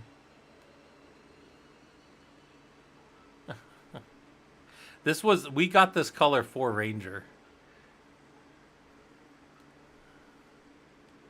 We got that color. This is my brother's dogs again. No, I want this one. Hold on, I'm trying to find. This was the one I made of Sending Ground. Yeah, so these were the people. They were running in fear as Phoebe got them. That's what I imagine they looked like as she latched onto each of their femoral arteries. Oh, did I mention she killed all 3 of them? No, I'm just kidding. She didn't kill any of them. Oh wait, why didn't I pop back? I need to pop back on camera, don't I? All right. Anyways, that was my Phoebe with her prison tats. So, all right. No, anyways, that's all right. Back to seriousness, right? Back to serious. Our ping requests are coming back. We can see everything working. So, what I wanted to show you was this. I'm gonna SSH back to Rocky 19, that server we just updated a few minutes ago, and I'm gonna say DNF history, and none of those changes we just made are there, guys. We should see 460 things updated right here, because we just did an update, and it was 460 things, I think. 400 something. It's all gone. Because the node went down, and he came up, and he's like, I have no memory of this place. I am back to... The reason I'm pointing that out is because in the old days, like even 10 years ago, I would have told you, you need to know how to patch your servers, Sonny. Patch your servers. That's what you need to do. That's what I would have told you. But nowadays, that's not really the case. Some companies, you need to understand how to do this updating, system updates, patches, and upgrades, but it's got nothing to do with a live system. You're doing it back, so you're back here. Watch. So over here, Werewolf, WWCTL container list. And in my environments that I've been standing up for government customers, they will never patch those servers directly. They can patch these head nodes, the Werewolf nodes directly, and that's fine. But this stuff, this is the current version. So I do WWCTL node list -a grep for container. Here's all the containers that they're on, and that's when they were last patched or updated. And I could take that one, I could copy it forward to today, do the update, right? Like, do you guys want to see that process? Like, kind of how you could update this, and kind of like in a stateless node would be, it would be like this. It would be copy template, right? And then it would be update new. So copy is a container, right? If we were going Werewolf, and then update new container, apply new container to one or few nodes for testing, probably down in a dev environment, right? And then I would say, so then after that I would say apply new container, and then plan for when we can roll to all containers. We'll just do it now. We don't have any business process that says that my containers need to be up.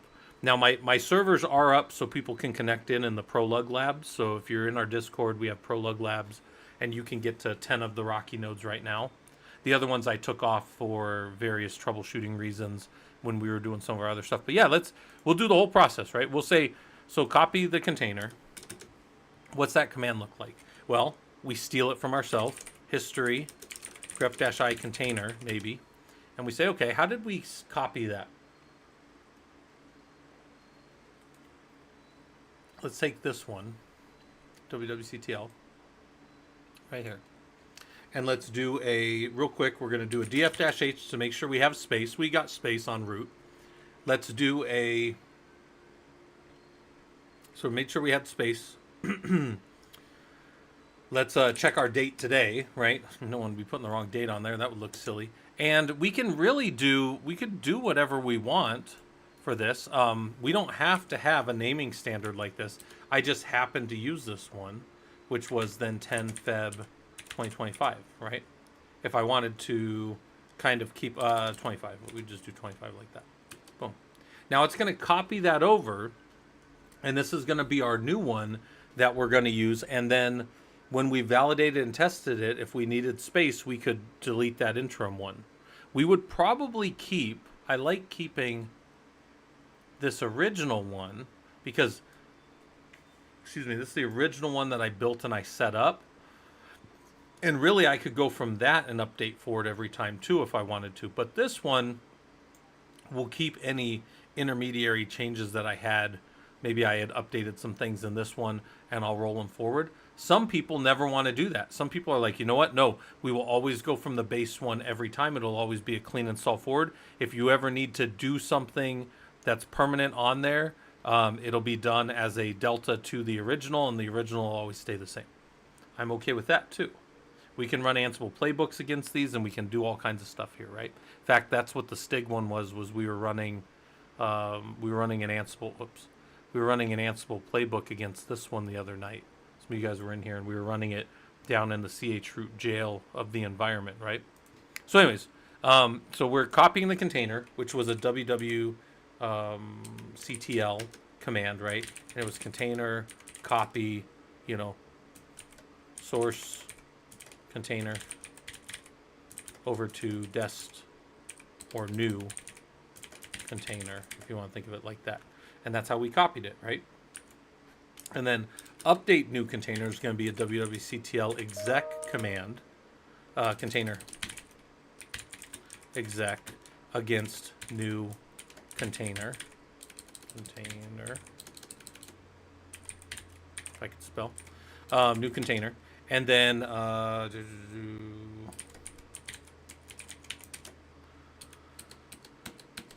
and I think there's a shorter way to do this command. I think I'm actually doing it an older way, but we'd have to go look it up, and I'm just going to stick with the one that I know works. Look, here's the command right there.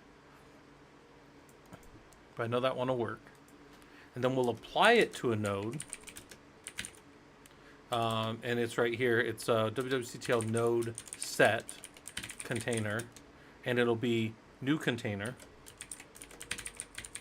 right? New container name. And then against the node, let's just do Rocky 19. Let's say we were going to do Rocky 19. Okay, so that's been copied over. So now let's follow along with our little steps over here that we've written for ourselves. And we could do wwctl container list just to validate. We see it. And then we say wwctl container exec. And we can grab it, right click if we want, bin bash. Now we're going to drop into that container. This is a chroot jail into that container, but it's just maintained through Werewolf. So we didn't have to go do it manually. I also showed you guys we could do it manually. And I also showed you guys that we could do it with Ansible the other day. This was like some of the stuff we did the other day. So we're in there. And in here, I can just say DNF history real quick, and I can see the history that's there. I can do a DNF-Y update. Now, I don't ever like doing the -Y, right? I just like doing a DNF update.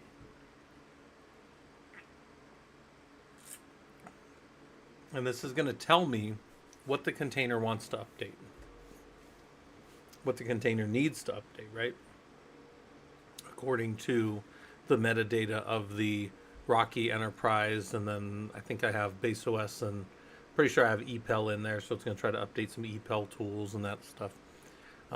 Probably the same amount as the ones earlier because it's pointed to literally the same space.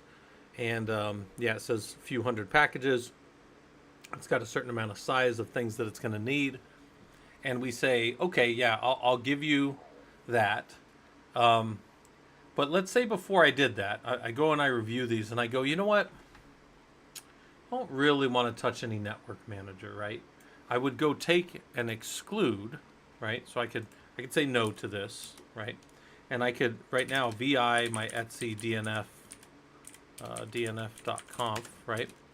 And I could Shift G O exclude and network anything, or network manager.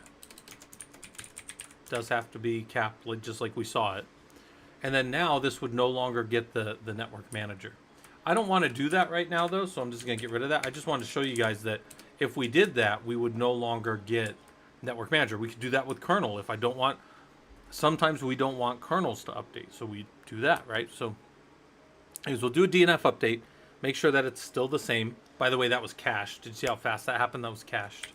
So we'll go look and we'll just grab everything. We're going to update the actual container image. So that was it right here. Update the new container. Boom. And then the test will be, we'll apply it to one node, right? Make sure that node boots. That's important. Make sure he boots. Make sure he comes up. So we'll do that. So apply new containers to one of them for testing. Testing. So maybe A would be testing. And then maybe our first I would be, can it boot? Oh. Well, it's fine. I'm going to have to do a drag cut. I'm going to have to fix that. Can it boot? Can it, let's say, do the SSH keys work? Yeah, those are all going to work. Those are all part of cluster overlays. That's all fine. Does it have network access and correct IP? Now, you might say, Scott, those all seem like really simple tests, but see, the thing is, those are all things that I know should work, because those, actually, all three of these are controlled by Werewolf. One is going to be a problem for a second, because we're going to have to go find something that I always forget where it is. Let's go look at that while we're here. I always forget.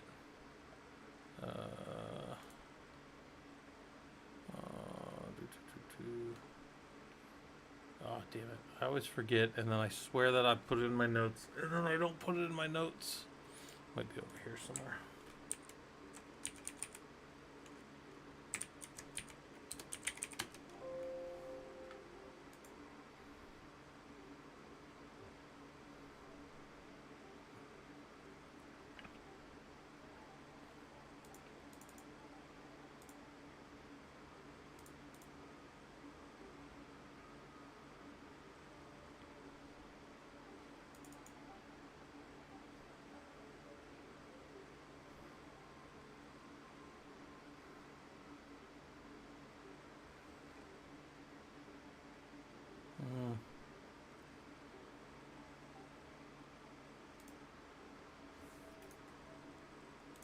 Let's go look at this link, because I think this was how I got it to work. But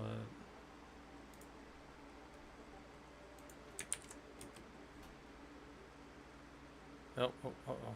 Nope. Didn't want that. That wasn't what I wanted. I already got that.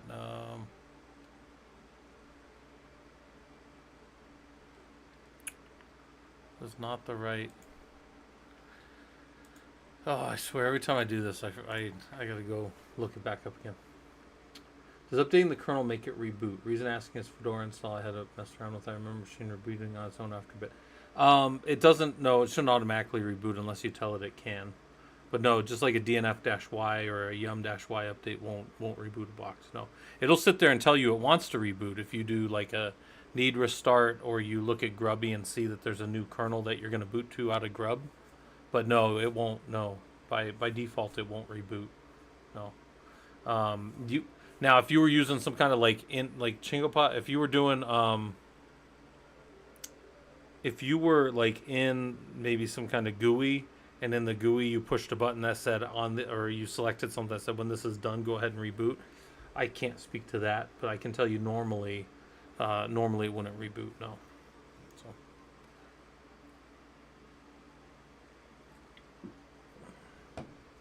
All right. On the plus side, I'm pretty sure the commands I need are stored in this. So we'll do a history real quick and see if it's there. Yeah. You're pretty safe in a Linux box to say update and then hit yes afterwards and then not reboot the box. That's pretty safe. Now, you're going to change some things that will eventually. I mean, like if you just do a blanket update, just know that you're probably changing a lot of things in the system. And unless you have, barring some kind of snapshot or other thing, you're never going back to exactly where that server was, barring something like that. Especially on like big physical servers, it's a real, like for me, it's a real big issue to just hit it, update. Because there's no going back. It's like if you ever went fishing and you caught a little fish and you try to get the hook out and you can't get the hook out, there's only one way to get the hook back, and it's not very good for the fish.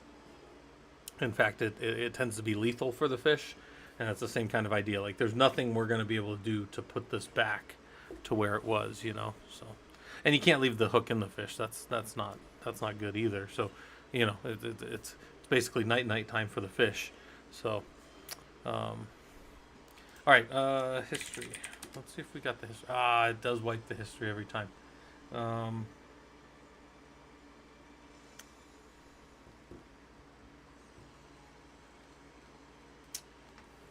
right. Well, we're going to give it the old college try. So, that echo, if I echo $? That exited good. We can also say true. Whoops, true. And then that would echo with a 0. You must exit with a 0, guys, or your stuff won't rebuild inside of most of these container platforms. So for this one, for sure, true, and then exit will. Oh, hold on.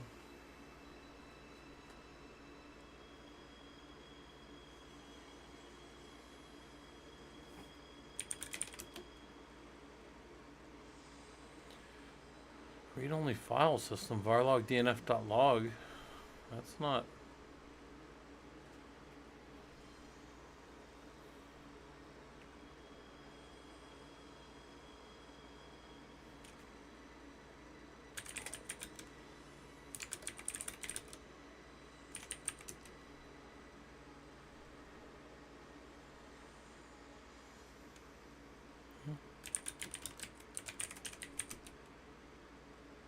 Based off the normal system, it's read-write. That's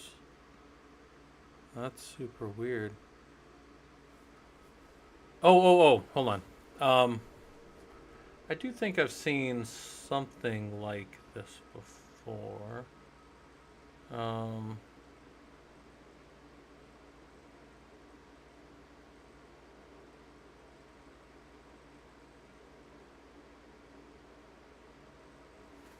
That should have still. It's interesting to me. This should have still updated. Oh, so now we got. Oh, why is he read only? So I've seen this before. See how it says read only right there? And then, like if I were just to exec to a normal one, he's not read only. And then we didn't make any changes, so it didn't really need to rebuild there. But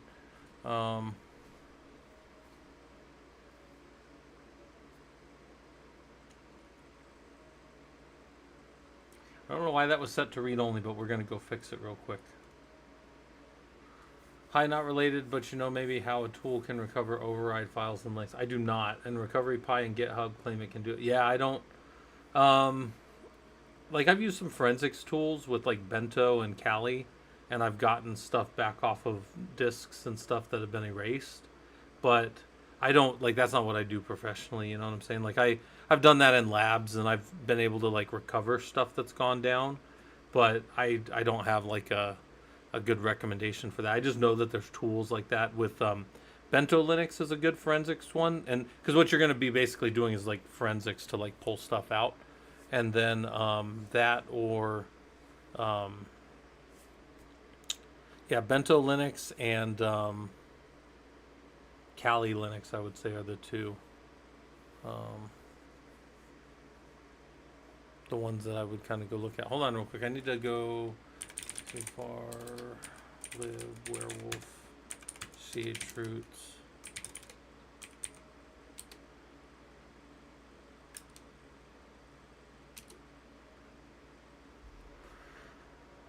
Why is that one?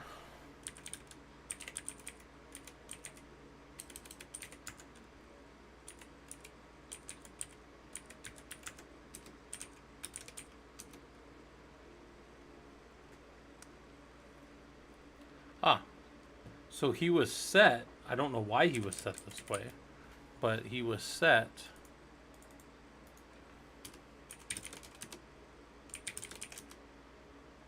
as not writable even by root.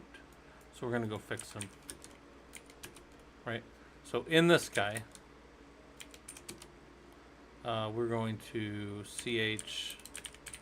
But before we do that, hold on. Let's think about this. Let's cd to his root fs. Yeah, they must have just, it must just be a thing that gets set with this.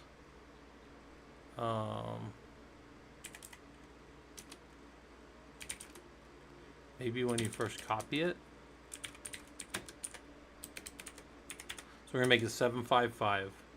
Now those will keep the permissions. We're not going to make that all the way down. We're just going to make it right there. And then we're going to check.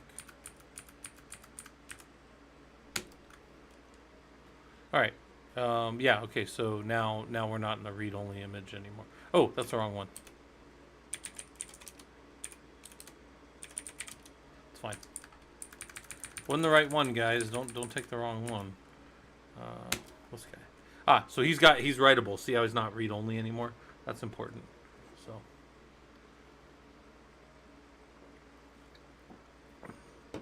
All right. You know what? Just we see his update there, by the way. But he couldn't exit earlier, so we're gonna go ahead and true exit. That's gonna write and build and then clean. It cleans out the DNF cache, and it's going to build that. And then we're gonna take that 10 February 25. We're gonna apply it to Rocky 19. So we're back over here in our steps.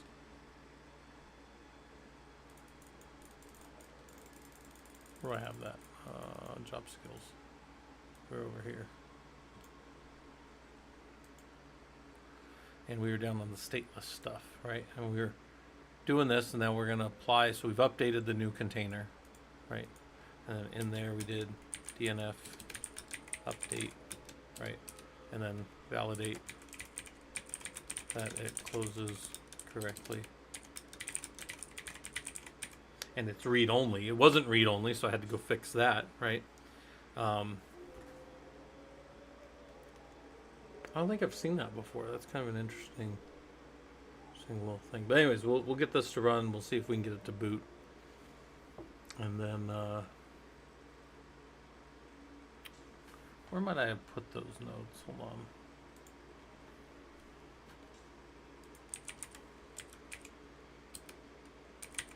Nope. Excuse me, I did not put them over there. Apparently I've never dropped them in here.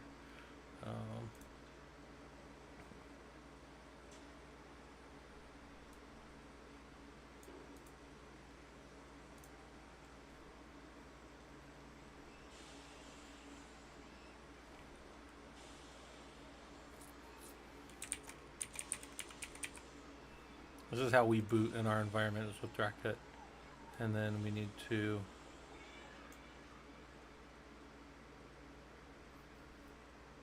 I might need this. Alright.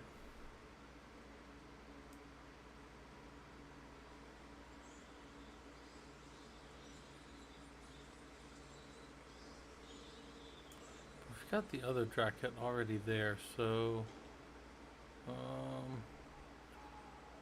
we'll see. Alright. Let's go. So now we're gonna do our container set. And so we're already in the directory, but we'll just go back over here. www.ctl node set container. And the container will be this container here. Rocky 19. Yes. Oops. Yes. And then www.ctl node list -a grep -i container. And is he 19 is now set with that lab, right? www.cta overlay build Rocky 19. We're gonna rebuild his overlay. You have to do that. Update new container, validate it, close out correctly. Overlay build Rocky. Because, oops, then that, whoops, gets him all the stuff that he needs. And he'll get a new, yeah, his overlays are good.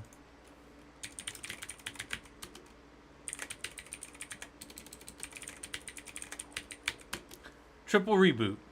Then we'll go over here and, yeah, I know. We're going to watch Rocky 19 reboot right here. So, the alpaca. So what kind of workloads are you running with Werewolf? I use it for a lab environment for you guys. That's all. I'm not doing anything. Oh, at work though, shoot, it's being used for research projects on some government stuff that I've done. It's being used for some defense agency stuff, like a third party, like we're doing some stuff with a contractor that contracts to defend. So we're the guys that kind of have been doing this the most. By the way, here's it coming up. It's got the kernel and then InterAMFS, and we're gonna see if it boots right or if it just fails because I didn't redo the Drakit. I think I'm gonna have to redo it for the new image, or for the new kernel. But anyways, yeah. At work, it's just, I mean, at work we're really just using it as a, if you want to think of it as like the person that brings out your food at the restaurant, it's really just the thing that we're using as a vehicle to move the systems into a working state. That's all we're using it for. Werewolf itself is really just a vehicle to either put Red Hat, Enterprise Linux, or Rocky, or whatever version of OS you want into a container, spin it up on a node. But once the node comes up, it is a fully functioning Rocky box, or it's a fully functioning Red Hat box until you kill it and bring it back up, and then Werewolf handles that again. So, I mean, it can do anything that HPC can do. I'm supposed to be, I guess, eventually soon going back over to a NOAA project, and I don't know that we'll be doing this on there, but this is the same type of model of like a lot of big high performance compute, because it makes moving to newer versions of things and adhering with security and practice of good security policy like more streamlined. Everything's more streamlined with this. This might look slow. Like you might go like, oh man, Scott's being really slow. He just patched this and he did this and this. Yeah, but for the rest of this, once this is done, I go and all the other nodes are up in the time it takes them to boot. Whereas before, I might have had, to go and like, oh, I'm going to do these 10 servers now because they were in this variation of hardware, and then these 10 servers in this variation of hardware. And truth be told, I guess some of those things could still be a problem with this. But since I'm mostly building these with newer systems, they're all very uniform. It's a hassle. Whenever you get like, even one different generation of hardware in like a big HPC cluster. You get like a what we call like a Franken cluster, and you get a lot of different generations of stuff. It becomes a lot more complex for patching and updating. Like it's an exponential curve. The more the more of those things that are there, the more it's not linear. It's not like, oh, if you go 5 out, you're 5 up. It's like you go 5 out and you're way up here because it's exponential, right? Rocky 19 is up. So we're going to go to it. That solves the first thing. Can it? Well, actually, the first one was could it boot, right? So we call that good. Does the SSH key still work? That looks good. In fact, it's still got a cool little. And then does it have network access and correct IP? Well, we got to him via the right IP, but his brief address is 192.168.200.69. That's Rocky 19 for you. He's got the 69 address. Can he ping Google? Which means that he has the proper route, right? He does. IPR would also show that he's got the proper route out through cRouter. cRouter is the Linux box in my environment that sits... Where's he at? He's the cRouter sits right here, and he holds on to the 192.168.11 network and the 192.168.200 network, kind of like he's like a conduit between them. And he forwards the traffic between the two. That's what he does. I mean, he's doing routing, but he's functioning, he exists as a bridge between the two networks, which is funny because he's doing layer 3 IP address routing. But since he only has one interface on each side and he forwards all traffic, it's almost like he's actually being a bridge, which is a single. A bridge was when you talk about switches, they're just multi-port bridges, but they're operating at layer 2, so he's not quite. He's still a router, but he's only got 2 interfaces, so he's kind of acting much more like a bridge in that sense. Not from the logical layer 2 sense, but I'm not going to bore you guys all with that because, you know, I'm a network professor and I could talk about that all night if we wanted to. Plan for how we can roll to all containers. Well, if I was confident that this box was going to boot, which I now am, and as kind of like the most extreme case, I could say, well, Rocky 19, this would be my most extreme case of test. This would be like a full end-to-end test. Let's go cd to chroot, var chroot, cd to bin bi bastion.sh, shift G, and I'm gonna say y for y, and then I'm gonna say p, and I'm gonna change this to 11. Whoops, R11, R12, and then right here I'm gonna change this to Rocky R19, right? And then this is gonna say Rocky 19. Oops, what? R9. All right, you're being sent to Rocky 19, and then up here we're gonna say 1 to 10, and then don't worry about this, guys. Right, 11 will be Rocky 19, and then SSH to streamer 1 at my own address, which is 192.168.11.245, and streamer 1 I think is still something like that, and then we go 11, and then we're all the way through to Rocky 19, and then I say echo, this is cool to be on stream in the right box, right? Throw that to wall, and over here it says it's cool to be on stream in the right box because we're both in Rocky 19, right? So over here we came all the way through. When I exit out, it's going to rip me all the way back out of the bastion and all the way back. So connection closed again, back to my original box, and then I'm good. So yeah, if I wanted to plan to roll this to all containers, it would look just like this, guys. I would say history crypto. You guys gotta stop me. Container.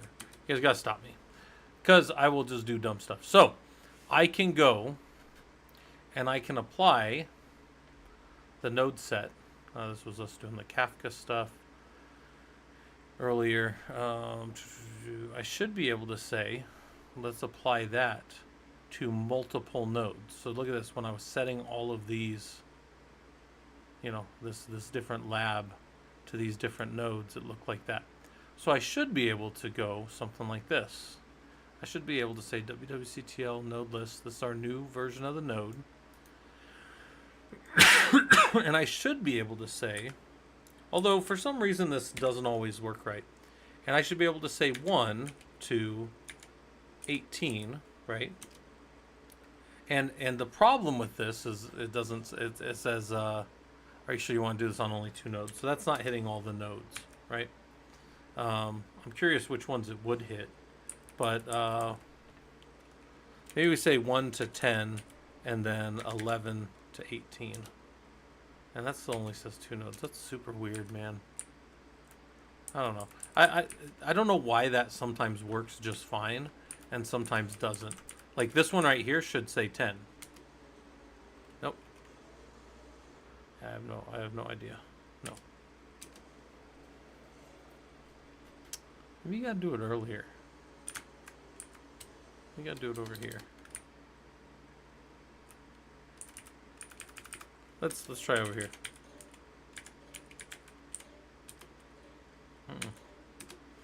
Not gonna do it. I'm 100% sure that's right in the syntax. It just doesn't work all the time. So, alternate way we can do it. We do it manually by hand, and that'll be slow.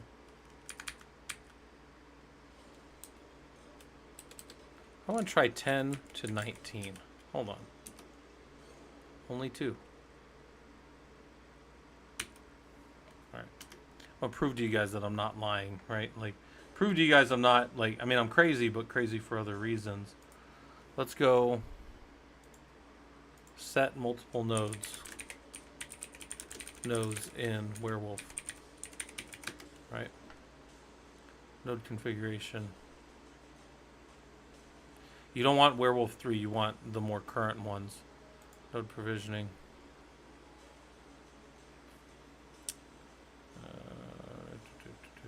Nope. Node add, look, you can do 2 through 4, and it'll count them up, 2, 3, and 4. Node list, you can do node list. Well, node list is fine. Image Rocky, N001, yep. N001, of course you can do it on just one, but you can also do it on multiples. Spam. Don't want spam calls.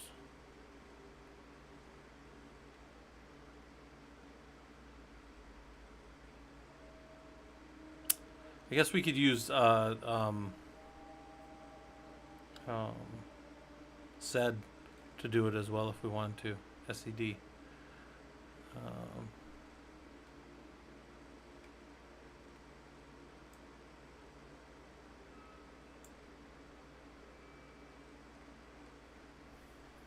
Yeah, they don't have it right there.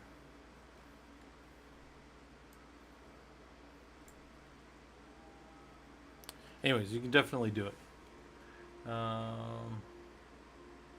Yeah. So let's, well, I mean, I don't want to do it by hand, but all right. We already got on 19, so put on 1.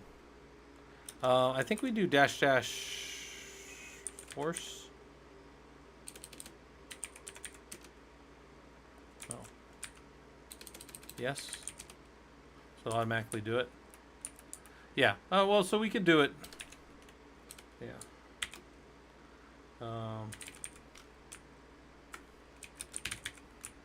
We do it this way. So we'll just do for node into sequence 2 to 18. Do what? There you go. That'll hit them all. wwctl node list -a grep -i container,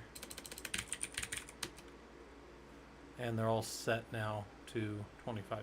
That one is Kafka. That's a different box. Don't worry about that guy in the cluster. So they're all set. WWCTL overlay build for everything. Sure, build all our overlays.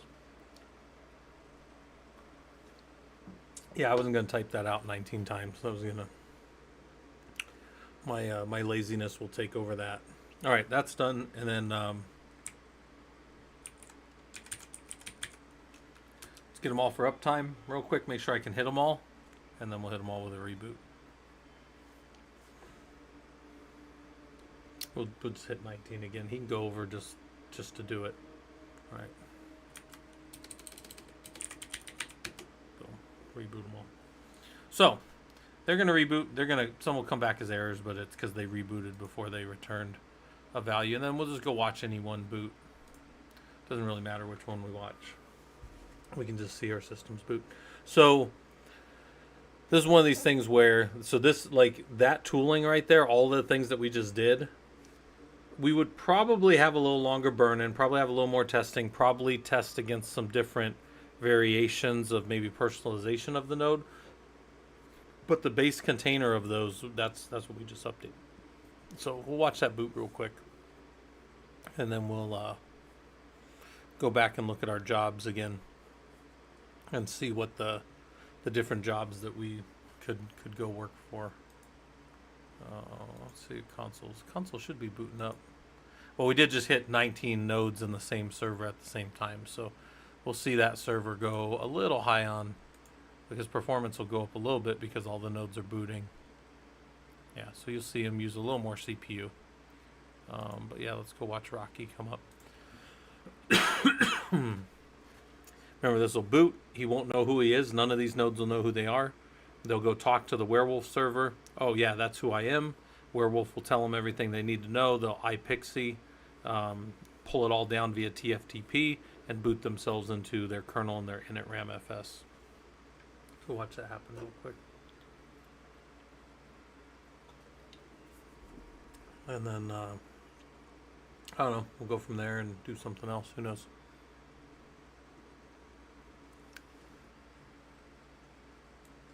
Well, that's not. Check any of these consoles.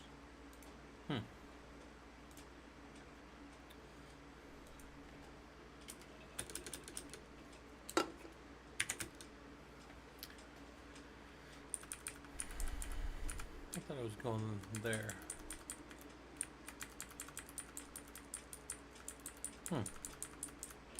Oh, I guess I was doing one over there.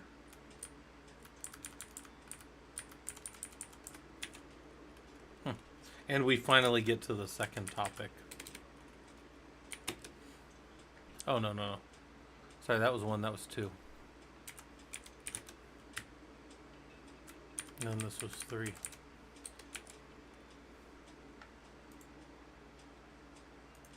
Song sounds like a ticking time bomb. Next one. We go to something happier. We don't have to be on spooky stuff. I just happen to have it on spooky. We'll go to chill. Chill bass.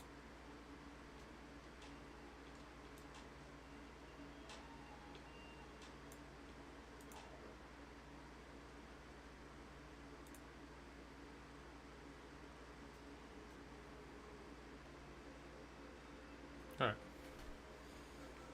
Come on, Node. You can do it.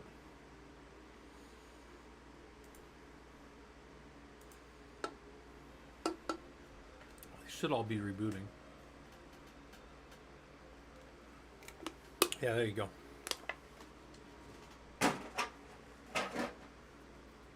It's not going to find a hard drive, as he's a serverless node.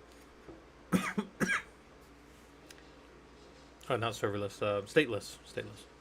Rocky 1, he's got the right new container image of 10 February 25.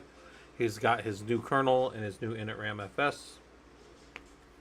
So he should just boot up and come up. And then we'll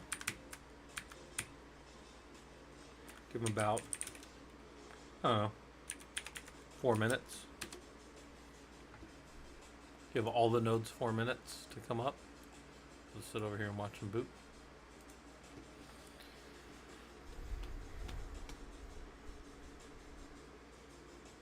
Might need some more water.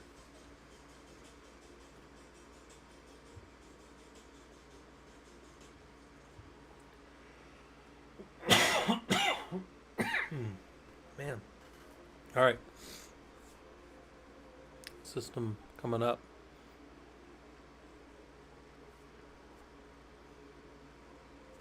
Pull this up over here in case anybody's talking on Twitch. Yeah, and I know I had my head down, guys, so I wasn't necessarily checking everything, but it didn't look like anybody was talking on YouTube, so that's okay. And then I didn't miss too much from the alpaca. But now we're going to have the systems all booted over. They're all going to be on the new version of our hardened and updated, whatever. And then we go from there. We were running in that version that had the STIG compliance. We were running our STIG stuff against it, but now we can move that over and start doing our STIG stuff against this one.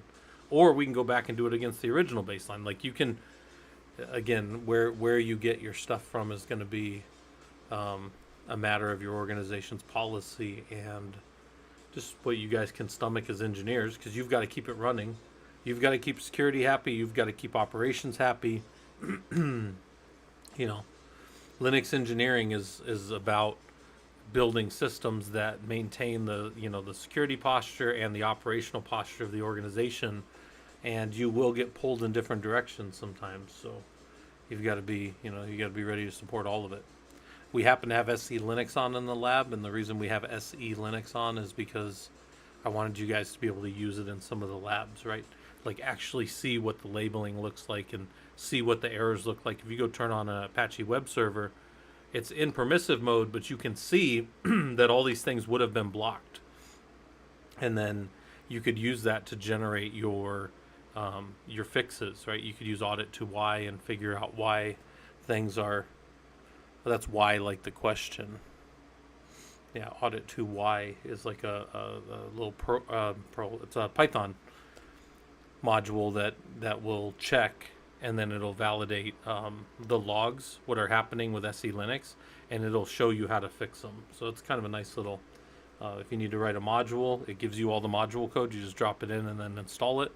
Or if it is just a some kind of setting, it just shows you the setting and tells you how to do it. So it's pretty good, like the little audit to why tools. All right, this is coming up. This node's about to boot. You see some messages and errors, but that's fine as long as unmaintained driver is detected. That's not great, but that system's up, and around that time, the other nodes should also be coming up, or be pretty close. Yeah, see, Rocky 5's already up. 19 is still coming up, but right about that time that they all get up, we should be able to see.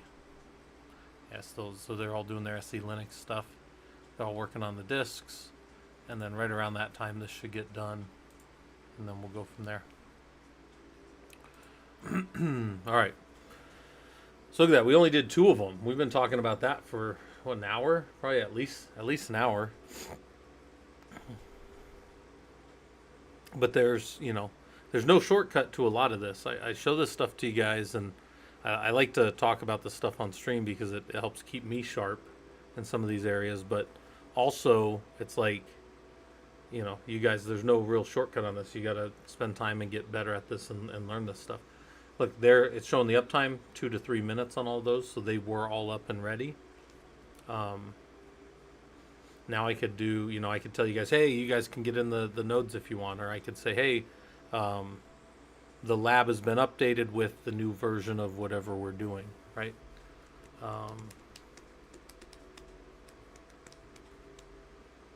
Yeah, so that's where we're at right now. All right, so troubleshoot hardware, software, and network issues. So hardware, software, network.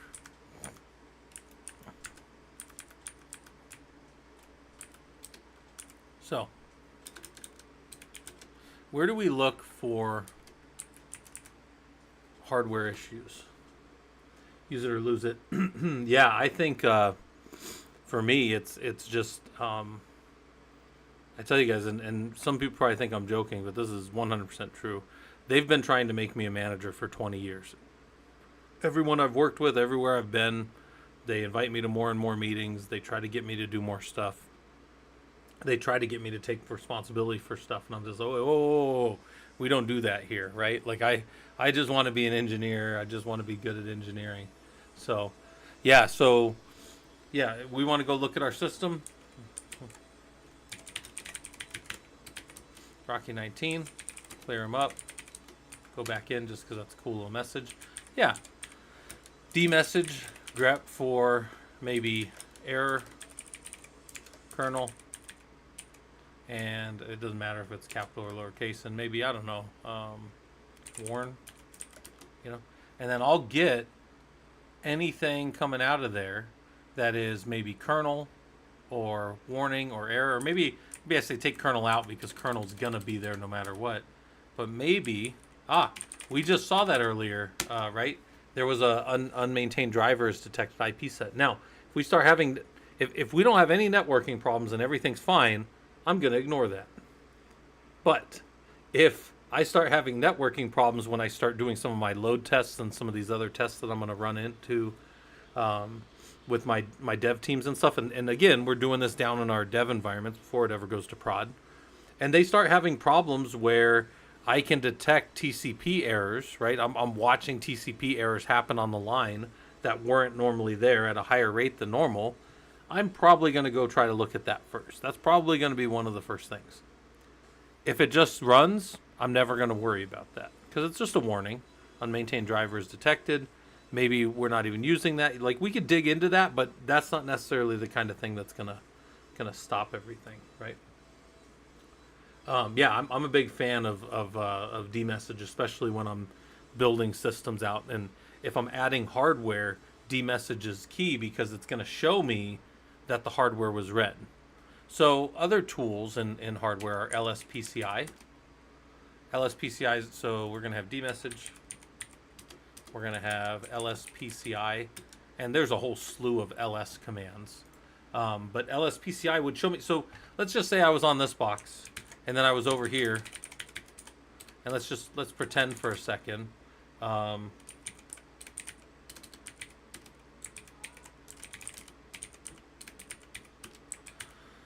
18 and 19, I could reasonably say that these two nodes have the same exact hardware in them. They're both virtual machines, but I know that for other reasons. And there is no discrepancy between them. So if 19 wasn't working and 18 was working, I would conclude by looking at these that it has nothing to do with what's in the PCI slots. Now, hold on. It's very common for me to have these things called Mellanox drivers, right? So I have some type of Mellanox driver, and I have some type of what's called a ConnectX card from InfiniBand. InfiniBand's owned by NVIDIA, in case you guys didn't know. InfiniBand, well, Mellanox owns InfiniBand, and then Mellanox is bought by NVIDIA. So all of the supercomputers of the world use InfiniBand. Even if they had a replacement for NVIDIA, they would still use their networking. So anyways, so ConnectX is the type of cards. And I might expect a ConnectX 4 or a ConnectX 5 card, or maybe even up to ConnectX 7 now in some of the newer hardware. But my point is, I'm looking for differences, right? If I have 10 nodes, 9 of them come up and 1 of them doesn't, I'm going back to my Sesame Street days and saying one of these things is not like the other, right? Like, it doesn't take some brilliant engineer to figure out this thing doesn't look like that thing, right? Oh, 1.6 I work on, wasn't I telling you that I have, some of those systems have 20 terabyte drives in each of the drive slots? So, huge, massive system that we deal with. Oh, and then the network. Yeah. Oh, if you're talking the network cards that we're using. Oh, yeah. I have. Yeah. So when you do HDR, each of the links can be 200 or 400 gigabits per second. So then I have quad HDR links, so I'm pushing almost a terabyte. Do I have any nodes that have more than quad? Let me think. I have at least 2 into all of my GPU boxes, at least 2 into all. I think I have 4 into all of my storage boxes because so many hit boxes hit them. Um, yeah, there's some wild speeds that some of our guys get. Like it's funny. I work on the systems and then I work like the guys that sit like directly next to me are all our benchmark guys, and they sometimes come in and do projects where they just benchmark systems that we didn't build because these guys are so good at benchmarking stuff, and yeah, I will watch them just spin these nodes up, and they'll be like, whoa, hold on, we actually can't spin this cluster up because you don't have if we don't have power right and we don't have the cooling on the cooling doors and the liquid cooling like good, like it has to be well tested and good. We can't spin these systems up or we'll blow the system apart. We will literally damage the system. The alpaca, it won't come through, but if you drop it in Discord and let me know where it is, like if you drop it in like general in Discord, I'll grab it if you have a link. I'll always show stuff. It'll be my risky click of the day. By the way, Discord will let you know when we go live.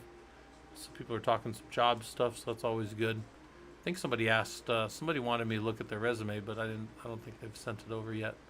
I don't see the link anywhere. New people. If you guys didn't notice, the bot will welcome you into the server. Yeah. The bot will welcome you in, and the bot will also trash if you want it to. It talks back to you as a crusty old Unix admin. So, and it even looks like a crusty old Unix admin. So there you go. Boom. But yeah, if you drop stuff in general, and just let me know, I'll pull it up. Yeah, because there's like Twitch has like secure things that are set for links and stuff. So I always tell people look around in the Discord because we got. I mean, one of my skills is surrounding myself with people who are even better at this stuff than me. So. All right, so hardware troubleshooting. These kind of things, like I'm just like compare to another working system, right? Like that's a real valid skill. Like this system was working, it went down, I put a new piece of hardware in it, it came up, I don't see that new piece of hardware. Well, did I snap the hardware in all the way? Is the hardware broken?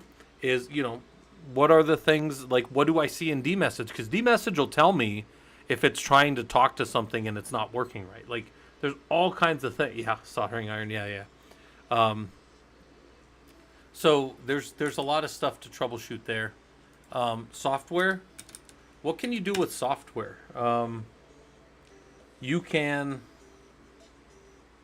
obviously, right? You can check the message boards, right? What do the logs say? Right, and we're not as Linux engineers. We're not necessarily the guys that are writing software. I'm not. I work a lot over the years. I've worked with guys writing Java, and I can't see what their Java's doing. If their Java's not writing something out, I can't really see what it's doing, but I can see how it's interacting with the kernel. So I can do things like this. Like let's just say that I knew that this process ID of 890 was their process, right? So I knew that 890 was the process ID of their Java or something, and I can attach to that. I can say strace-p for that port, and I can watch and see what that port's doing. So then I can come over here, I can exit and go into Rocky 18, right? And back over here I can see what just happened, right? So And what I mean by what just happened is all of the system calls that have happened in there. Now, alternatively, if I need to do that same thing, but I want to see all the dynamic link libraries, I can use... I can install ltrace for that. And go jump into Rocky 18 in a second here. I think ltrace is its own package. If it's not its own package, we'll find it, right? But I can use strace.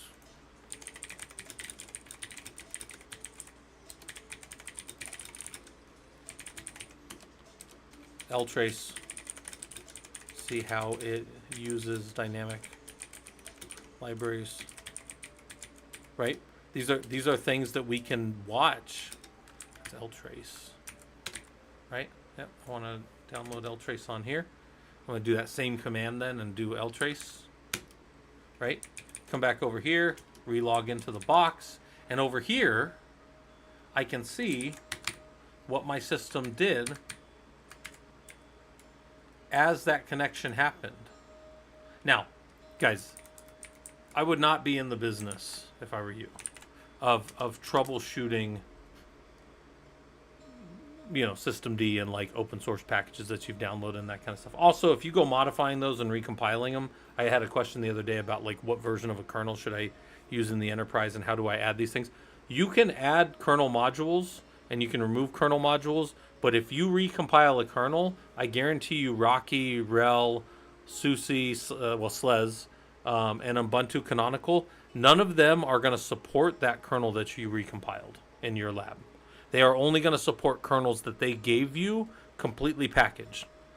I mean, that kind of makes sense, right? Like if I go downstairs, I got a Chevy S10, Chevy Colorado, and I take the engine apart. I take the engine out of the truck. I get my little cherry picker out, take the engine out, and I reconfigure it all, and I put it back in. And instead of using engine mounts, I get like some of that kind of thicker wire, and I just like wire it in pretty good. And then I take it to the dealership and I'm like, help me out with this. They're going to be like, I ain't helping you out with that. And I'm like, do whatever you want, but don't change my chicken wire. They're not going to help you with that. They'd be like, you're insane. I don't even know how you drove this over here. You know, and I don't have like the air vents hooked up with rubberized hose, and I don't have all that stuff. I have like I'm using like paper straws instead of my hoses for my radiator. And they're like, I don't even know how this held coming over here, right? That's not the job. That's not what you want to be in the business of doing, right? So I tell you guys, like if you want to go work on that stuff, go get involved with those open source projects, and there's all kinds of cool stuff you can do with that. But like maintaining a fleet of systems as an engineer is a lot more like a bunch of freaking, you know, white panel vans that just drive around and you do all your maintenance on them, and then you just it's bland, right? Like good engineering is very effing bland. And you might say, really? Yeah, I mean, you'd think like companies can maintain like tens of thousands or hundreds of thousands of servers with like a one-off in every individual thing. That's not very common.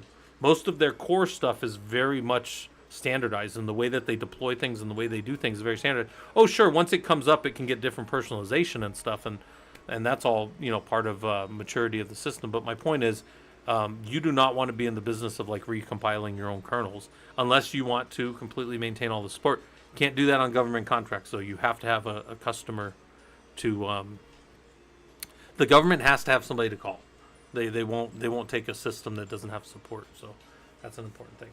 What are your opinions of DKMS modules in enterprise? I've never used them. I'm not even sure what those are right off. If you could tell me, I'd have to look up what DKMS is, but. As long as it's supported by somebody, if it's a supported configuration by the vendor, you can do it. If not, I would tell you that's fine in like a lab.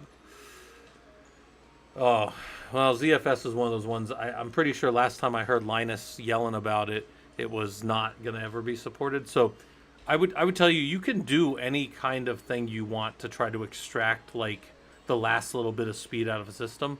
Let's say you do some testing and ZFS as a net is like 15% faster than whatever other OS other file system you could use, right? Okay, good. If you run that down, let's say you run that down in your dev environment, you get it tested up and you prove it, and maybe you have some systems that you run it on, you probably get away with it. I mean, it's probably fine. It's one of these things. Your company's going to have a risk appetite, and like what we call, it's really just a risk appetite and a security posture. And if any of those things are acceptable, then you can do it. But if your company, like, definitely don't hide that from your company. Like, hey, what we're running in is unsupported. But I can almost guarantee you, as long as the first time you use the word unsupported, you're gonna have to be creative in how you sell that to like a project manager. Because if they hear like that they can't call a vendor for it, they're just not gonna. Rocky supports OpenZFS natively via DKMS module, is how they handle. Yeah, I mean if you can get ZFS running, I mean, I'm just saying. Rocky has OpenZFS through a DKMS module, right? But I don't know that means CIQ supports OpenZFS. Does that make sense? Just because you can put, especially if it's coming in through like the EPEL packages, I don't know that it necessarily is supported by them. So CIQ is the company that you use for Rocky support, by the way, if you guys haven't done that. But anyway, so these are things you can look at. Oh, what did I do? F11, un-F11. Network's fun. You know, what are we trying to test? Connectivity. What are we trying to test? Speed? Errors? Like what are we looking for in the network, right?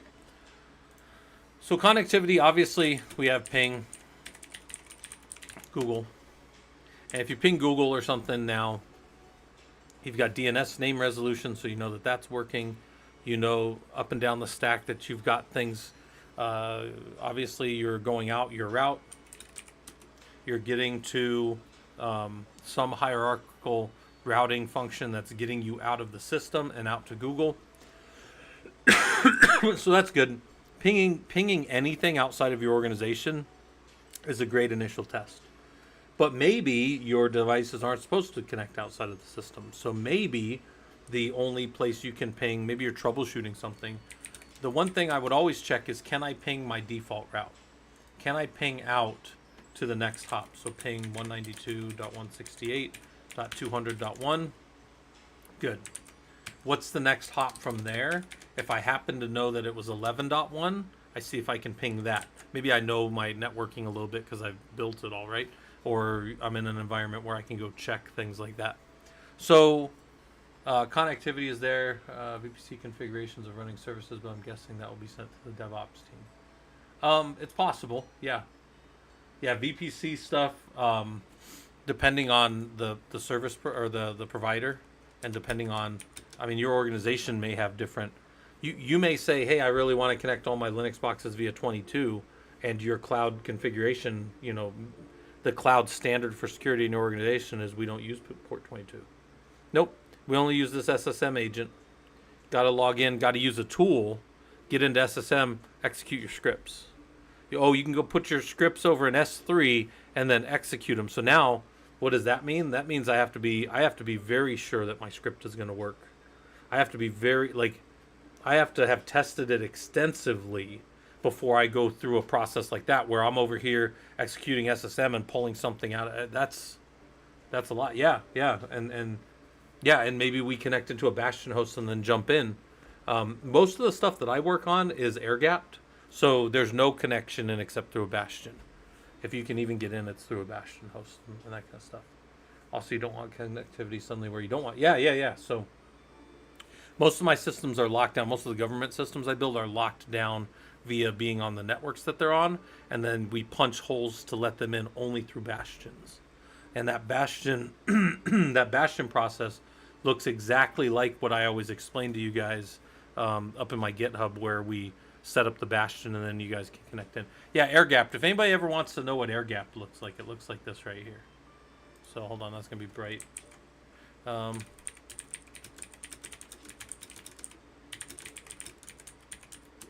in the first X-Men movie, well, it wasn't the first one ever, but it's the first one of recent times. Where's he at? When he's in the prison, right? It looked like this. He was in this completely this prison that you couldn't. There was no. It was all glass, right? So there was no metal, because if you let metal around Magneto, you get killed, right?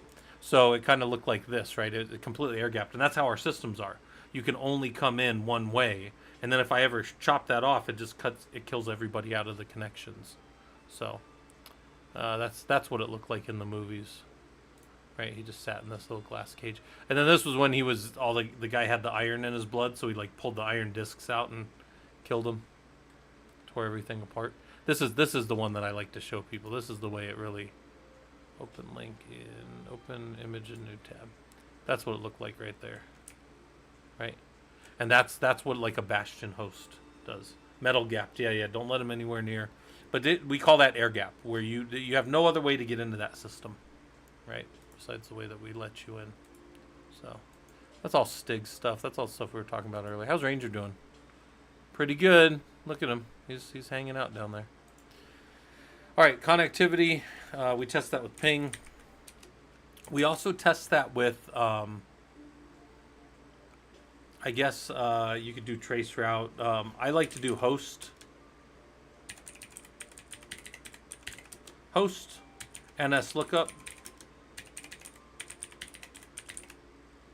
and dig. Host, NS lookup, and dig are probably my favorites. But ping does that for you without you seeing it. So you can just ping something and get things through. Hold on. I'm just starting to face this issue. Lately, I'm currently playing around with OS stuff to stop any third-party tools and only work with what I've got. Yeah.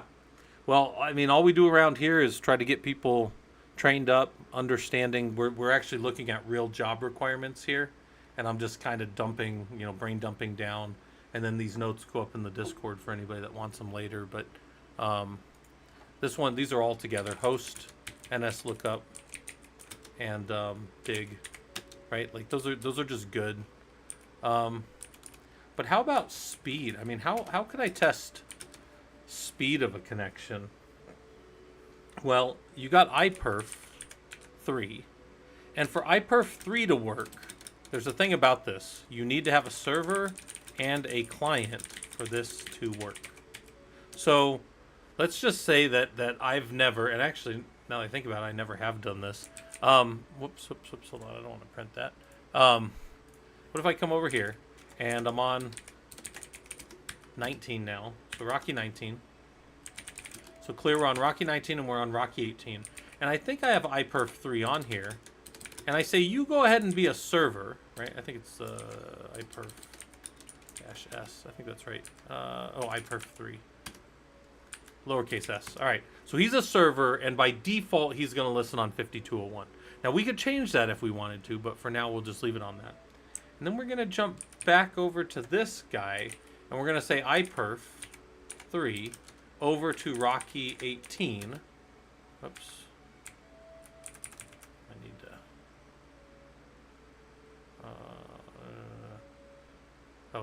we're going to be the client. Over to Rocky 18.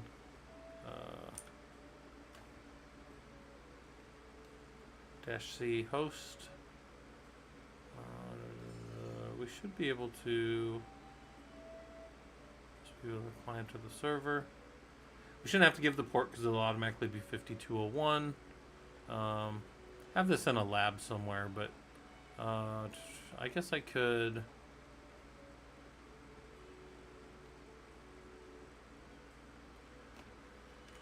We could give very specific the size that we want to send. I thought we could just do a basic little connect like this, but that's fine. Let's do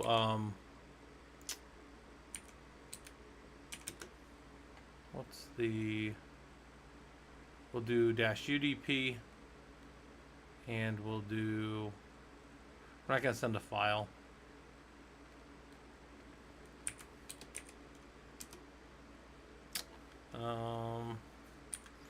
We might have to use the IP address. Hold on.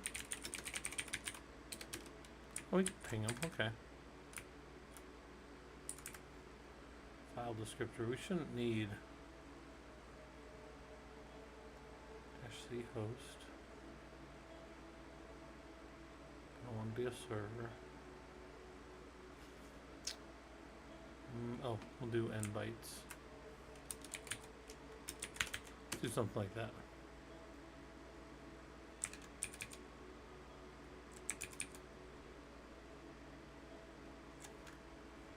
Alright, I gotta go look it up. I don't remember. They ever make a Rocky 19? Hold on real quick. I don't remember. You guys gotta remember, I don't ever remember anything. iPerf 3 usage. I don't know why it's sending me the bad. It's gonna piss me off. There's a. I don't need to give the port. Okay, I already set the port. -C-P. I don't have to give the port when I go over there. Wouldn't make any sense. Alright, fuck it. We'll give his damn IP address. I don't think I should have to do that, but I definitely don't think I should have to give the port number because it's a default port.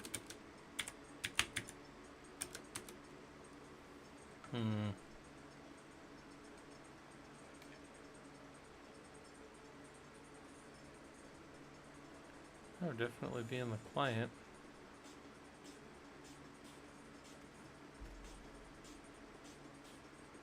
Yeah, I did. Yeah, I run this all the damn time. I don't know why.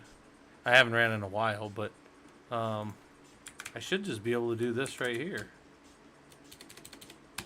I should just connect over there. Oh, fuck, man! I quit. I quit streaming. That's it. That's it. That's it. That's it. I quit.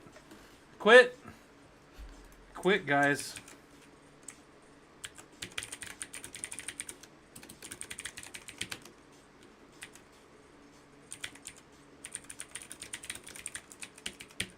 God damn it.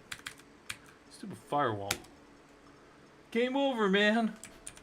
It's game over. We gotta nuke it from orbit, man. This is bullshit, man. This is bullshit. God, I was so sad when Bill Paxton died. You guys have no idea. I love Bill Paxton. It was the firewall was on. God, it's always the firewall in this environment. Because I leave the firewall on for, good practice and good. So, my system is transferring at a bit rate of 5.26 gigabits per second, right? But we're talking right over the the network we're doing between these two boxes. Just visualize this real quick. We've got the I want you guys to think about this for a second. We've got the physical topology and we've got the logical topology.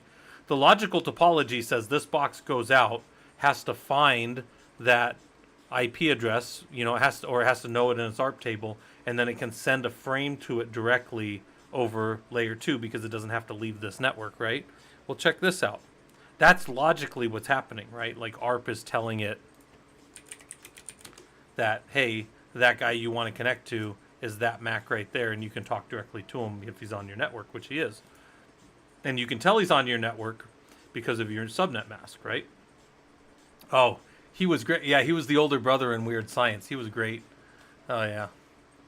Bill Paxton, he's one of my favorite characters in, if you ever see True Lies, any of you guys that have seen True Lies, he's this, sleazy car salesman. He's trying to hook up with Arnold Schwarzenegger's wife, Jamie Lee Curtis. If you've never seen it, fantastic movie. Just fantastic. Anyways, where we go? Oh, so we've tested, and that's happening. But logically, that's what's happening.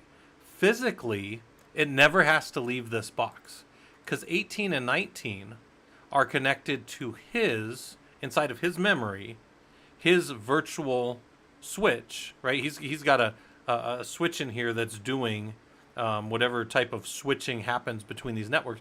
But it just has to be in his memory. It never has to leave, never even has to go out of his, kernel and go out on the line and come back or anything. It's all internal, which means we're going to get some pretty good speeds for our transfer. And that's pretty good. We're getting pretty good gigs per second here across this connection, right? But it's super close. If I try to do that same thing to a system that's maybe I open up over here. So we'll do the same thing, but we're gonna go a little further. We were on this guy and we went to 68, which is very close, and boom, boom, boom, got right in. While that's running, let's go over here and iPerf. Actually, hold on. Not gonna do it on this guy. There's a reason I'm not gonna do it on this guy. This guy's in the Bastion, and he's the one that sits in the DMZ. He's the Bastion host. I'm not going to open on 5201 on him out to the world. So hold on. Give me a second here. We'll do it on. We're going to use a box that's off of that server, but we'll use. Let's use. Oh, Llama's not doing anything. Llama's just sitting there being a big... Look at this guy. And then this is a really big server. He's 32 cores of CPU and 32 gigs of RAM because he just runs our large language model that can answer us questions and stuff in the lab. And I did have him set up before where you guys could ask questions and it would come through. I don't have that on now because people weren't really using it much, but we could turn it on if we wanted to watch that thing process. But let's go iPerf. Don't have it. Install it real quick. Yep. And let's see if the wife's messaging me at all yet. Wife is not messaging me yet. Hey, thanks for the follows. I don't know why that thing keeps doing that little follower thing like that. I don't... Keeps dropping a whole bunch of stuff on my screen, but hopefully this stuff's useful to you guys.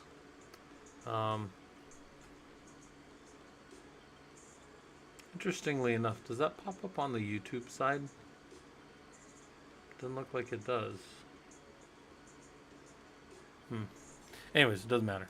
iPerf 3-S. iPerf, I was testing you guys. Alright, so he's listening now. And real quick, come over here. Grep llama host. I need to know his IP address because this box isn't going to know him. I don't have DNS running. And we're going to go to him now. And I expect this to be maybe not significantly slower, but it's definitely going to be slow. Flywookie, do I have any resources on VLAN? Yeah, so I run VLAN 1 internal to this for all the Rocky nodes. They're all on VLAN 1. So now watch this. Watch how much slower this is. How much less that got. It's under 1/5 as fast. So it's 20% of the speed of the other one or so, approximately, right? We can do cocktail math. We can be approximate. We can give what we call swags. Does everybody here know what a swag? I love swags. What's a swag? Scientific wild ass guess. It's not gonna say yes. What if I'm talking about a donkey? Like a donkey as like a ass. Can I call a dog a bit? All right.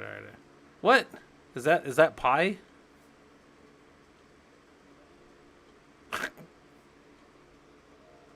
What's a lambda? Oh, all right, whatever. Yeah, we can be accurate. We don't have to. Yeah. And it's the idea that like I'm throwing it at about the ballpark where if you were like, hey Scott, how long would it take me to transfer? I just tested on this one and I transferred it in 20 minutes. And I go, well, if it was on this one, it's going to be now if it was on this one, it would be 4 minutes up here. It'd go faster. And if it was on this one, it took 20 minutes. Going this way would be, go take a lunch and then come back. And then it'll still be another hour, right? Like that kind of thing. So my point is it's good to like get used to like understanding how fast things are. But I tell people all the time, like you can't go into meetings and talk about your feelings. That's not how engineers work. I have to definitively be able to say this is a slower connection than this. That's why we shouldn't be using this connection for our images. Like the way we push our images within a cluster is sometimes a decision of are we going over the management network or the InfiniBand network. And if a management network is 10 gigs or higher, because we have 10 gig management networks and 100 gig management networks. And I'll tell you what, on a 10 gig management network, you push all the configs for 1,000 nodes, no problem. But you get up to like 10,000, 16,000 nodes, that's going to slow down significantly pushing those configs out to the boxes or having them pull them. But on a 100 gig link, that's a little faster. You're still going to have some limitations to the number of connections that can happen on a one management box anyway. So you probably have to spread those out and think about how different stuff happens. 355 over 113, nice. Veer said, "Hey Scott, apologies for a non-technical question. I keep getting sidetracked with things like AI and new skills because of fear of missing out. Any advice on how to stay focused? Appreciate it." Well, Veer, I would say like, what do you want to do?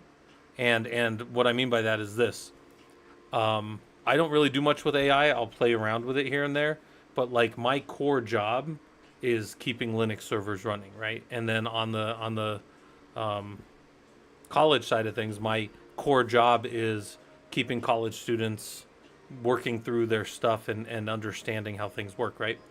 If one day, an AI does any of those jobs better, I guess I'll move off and do something else. But as far as like me for engineering, the question is about like how do you stay focused? I would say I stick on things that are, I do Linux, I do the Bash, even Bash coming from other earlier shells. A lot of that base stuff hasn't changed in the last 50 years, man. Oh yeah, they've spackled more stuff on, and now there's less and more, and you got to choose between them. And who effing cares? PWD LS, PWD LS, CD, those kind of commands, those haven't changed, right? So I would say like focus on what you want to do. I tell you guys all the time, just when you're here and you're doing Linux with us, that doesn't mean you have to go be a professional in Linux. Some of you guys want to go. I know some of you guys want to go work on digital signals, or some of you guys want to do data analytics, right? Like I'm not trying to box people into just doing like Linux like this.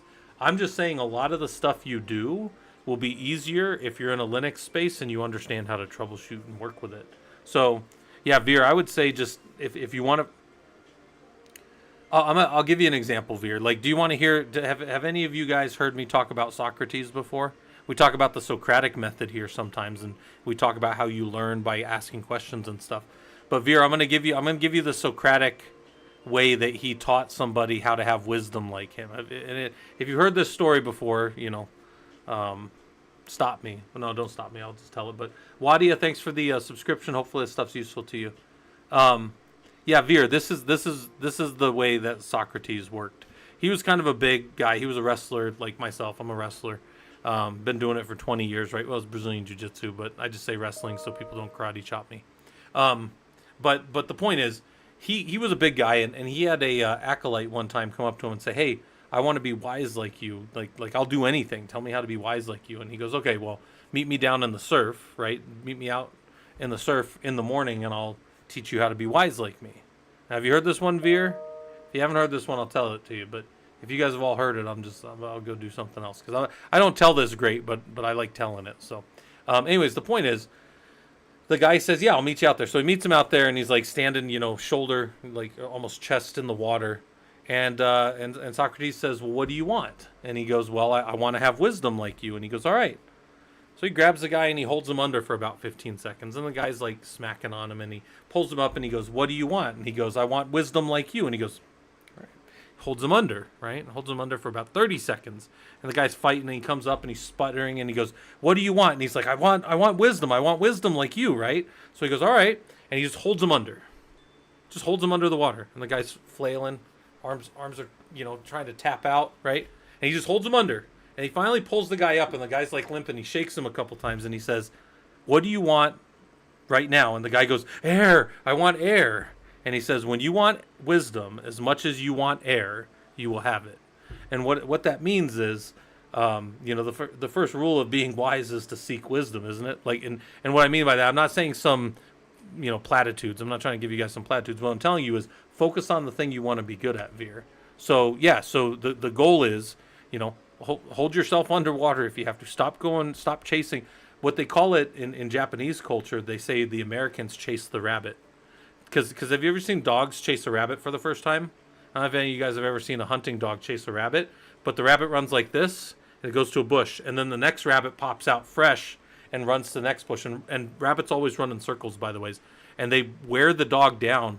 And after about 5-10 minutes of that, your dog, if your dog's never chased a rabbit before, will absolutely be smoked. But if you ever watch a dog that has chased rabbits before, it does not go off after the other rabbit. It searches for that first rabbit, tires it out, and gets it. So dogs that chase, and they call it chasing the rabbit, you never catch the rabbit if you keep chasing a new rabbit. But if you focus on one rabbit, you catch it. And that's a thing that the Japanese used to say that was back when Deming worked with the Japanese, and they would say that about American culture is our businesses would chase the rabbit, but they would focus on the one thing at a time, and that's kind of like a Toyota and a Six Sigma type concept and all that stuff for people that want to go focus on that kind of stuff. But all right. So look, we tested all these things. Let's go clean up our environment a little bit. Let's kill that. Let's kill that. Get out of there. We can get out of there too. What were we doing? We were looking at stuff. We were seeing how it works. We were testing the speed between two systems, right?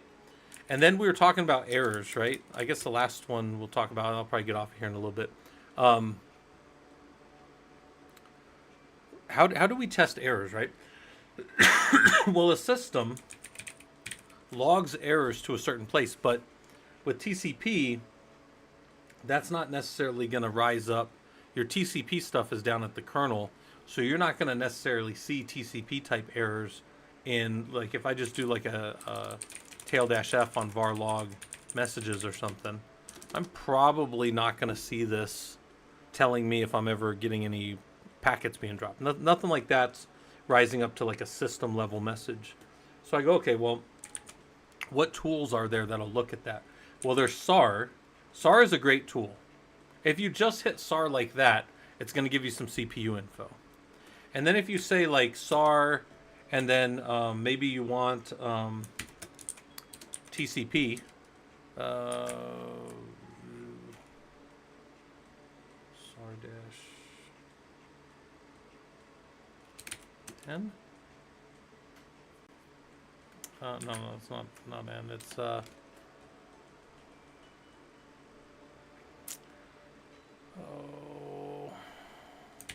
I don't think it's I either. No, hold on, guys. This is gonna make me go look something up. This comes from one of my Linux system admin. These are my old talks. By the way, if you guys ever want any of these old talks, just let me know. Do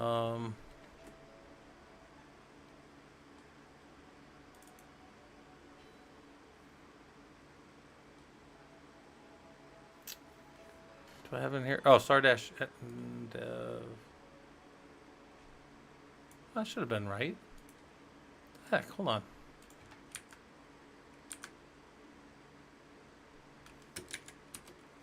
There we go.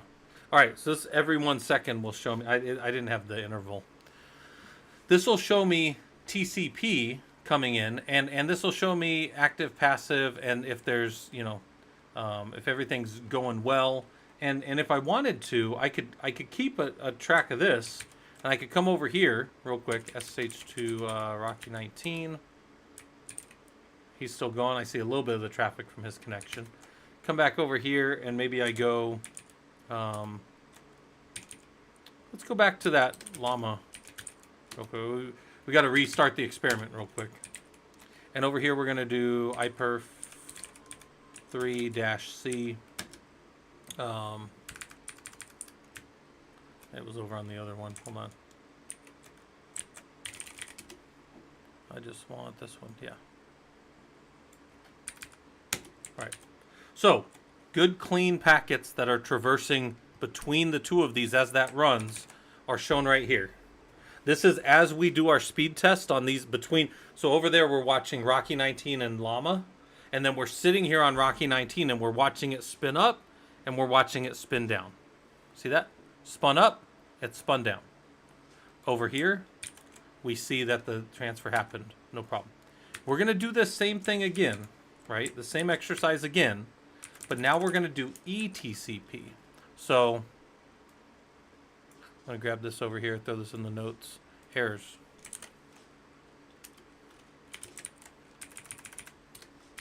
This is good stuff. This is bad stuff, right? So nice stuff. All right, good packets, right? And it's TCP, so it's segments. right? Because at layer 4, it's segments, right? So now I'm going to do that same thing. I'm going to start watching for errors in TCP. Like, how much is this retransmitting errors? When we first did that, there were some retransmits. But generally, I would call this, I would call that pretty clean right there. That's a pretty clean transfer. Now, what if I had just a tremendous amount? I mean, 45 in a second, not that many, right? Not that many. And really, it's also kind of relative. Like, if I saw 45 the whole time, I'd be like, it's the cost of doing business. But then if I started to do that and it spiked up to 1,000, that's, let's say it's 100 and then it goes to 1,000. That's an order of magnitude more. That is a problem. I might want to go dig in and figure out why my system is having these problems, right? But the point is, you have these tools there. You just have to be shown kind of how to do this. Paris Gatsby, yeah. If you want the Linux system admin talk, you go to our Discord, right? Discord is free. Tell you guys all the time you can use Discord. Hold on. I'll drop it on the YouTube side for you guys as well. And the Linux sysadmin course is you go to presentations. Here's all the old presentations from all the different guys that have talked. Bunch of different engineers and stuff over the years. These are guys that have talked recently. The Linux sysadmin one would be, right, there's the Socratic method for Linux. Here's Linux sysadmin right here. So that talk is up here. It's just called Linux System Administration. And it's just this, we won't go over it right now, but we've gone over it before, but it's a talk on the way that we look at, hold on a second, this thing's busted. Hold on. I didn't realize that was busted. Sorry about that, guys. I'd been talking without my closed captioning on. Let me pull this back up. Let me pull my notepad up too. Okay. Anyways, the way this starts is, this is what we do as systems admins. If you're an administrator, you're observing, you're benchmarking, and you're tuning running systems, right? Then for every resource, which are either the big four are, CPU, memory, disk, and network, in that order. CPU first, memory second, disk third, and network last. These are the order that things tend to be saturated in. When you really start watching stuff, you're gonna be like, CPU spinning up, memory, right? All right. So anyways, utilization, saturation, error. We've gone into that. That's called the use methodology. It's really easy to remember. Utilization is 0 to 100%. Saturation is a queue starts to form or a line, and then errors start to happen as timeouts and other things occur because of the fact that you can't get to the resource, right? And then there's all these tools, different ones. And then we were looking at SAR-NDev to look at the devices, and then see what different devices are doing what. In this case, InfiniBand is in our network. So this was us looking at the speed of the transmits and the usage of that. Let me do that one real quick. I'm going to do dev. I'm going to kick this off again. And kick that off. And then over here, we're going to see how used our system is. Here's our receive and our transmit package. Here's our transmit. And by the way, TX is always transmit, RX is always receive. That'll be straight across the board engineering everywhere you go, no matter where you find yourself. We're all done. Everything's good. And then maybe I come up here and I review whatever I was looking at. Maybe I throw it in a file. But yeah, then we get into testing and benchmarking and all that stuff. That's a different talk, but that talk's out there for you guys if you want, right? Troubleshooting is all in there as well. So, all right. Yeah, so hopefully this stuff's useful to you guys. The goal of this, the goal of the Linux group that we run. By the way, we have like 3,500 people. Oh, it says right there. We have 3,500 and something people in there. So we're trying to get more and more people that want to go from being a hobbyist to moving over and being a professional. right? It doesn't mean you're an expert overnight, right? It doesn't even mean you'll ever be an expert. It just means that you start to move in that direction where you want to be an administrator of live systems and then eventually an engineer and an architect of those systems, right? And I think any of you guys can do this stuff. I really think you just got to spend time with it. So here's the question. Do you guys want these notes in the Discord, or do you want me to wait until I finish this and I'll drop this whole one? Would you guys want this up in the Discord, or do you guys want to wait until I get all done with it? Probably in another stream or two. I always go, guys, I always do the same thing I do with my college students. I go with the first thing I hear. So the first thing you guys tell me is what I do. So I'm looking. All right, I guess I get to decide. I will hold this off until. Yeah, Paris. That's what I'll do. I'll wait.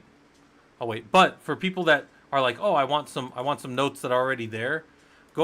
This is what I would tell you. This is everybody's favorite notes have always been these ones, the Socratic Linux, and there's we even have some recordings of these. But the Socratic Linux are, we ask questions. Can I list the number of CPUs? Can you tell me the speed in megahertz? Can you tell me the manufacturer? Can you tell me the architecture? And there's literally, I think, about 170 questions where you just go through and can you show me all the interfaces? And can you show me the interfaces connected physically? And then can you determine the default route? And just people just, we did this over the years, right? We've just run through this before. And we just keep asking ourselves questions and adding questions to this. So that tends to be everybody's favorite from what I've seen. And that one is pretty much done, although I do add to it every now and then. Like I'll pull it up and we'll just add more as we go. But it's, last I checked, it was like 170 something questions, I think. So that one's fun. Everybody likes that one. That one's in presentations. Looks like people are also down in software development, so you guys can go work down in there and watch a stream and watch people talk down in there too. A lot of people have found like good, I don't want to say, I mean, networking for sure. I mean, literally, probably the whole time we've run this Discord, we probably had about 50 people get jobs over the years, right?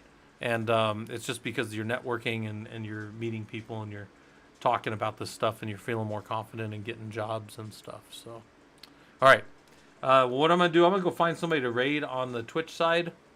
Well, yeah, we got enough people to raid somebody. Let's go raid somebody. Let's go find who's online right now. I want to say, yeah, we're going to go hit up Midnight Simon. Our raid message will be do all the Linux or rage, if you will. You guys are welcome to do that. Also, I will see some of you guys later on this week. All right. And yeah, that's all I got. Come join the Discord, hang out with other engineers, talk shop. I'll see you guys later.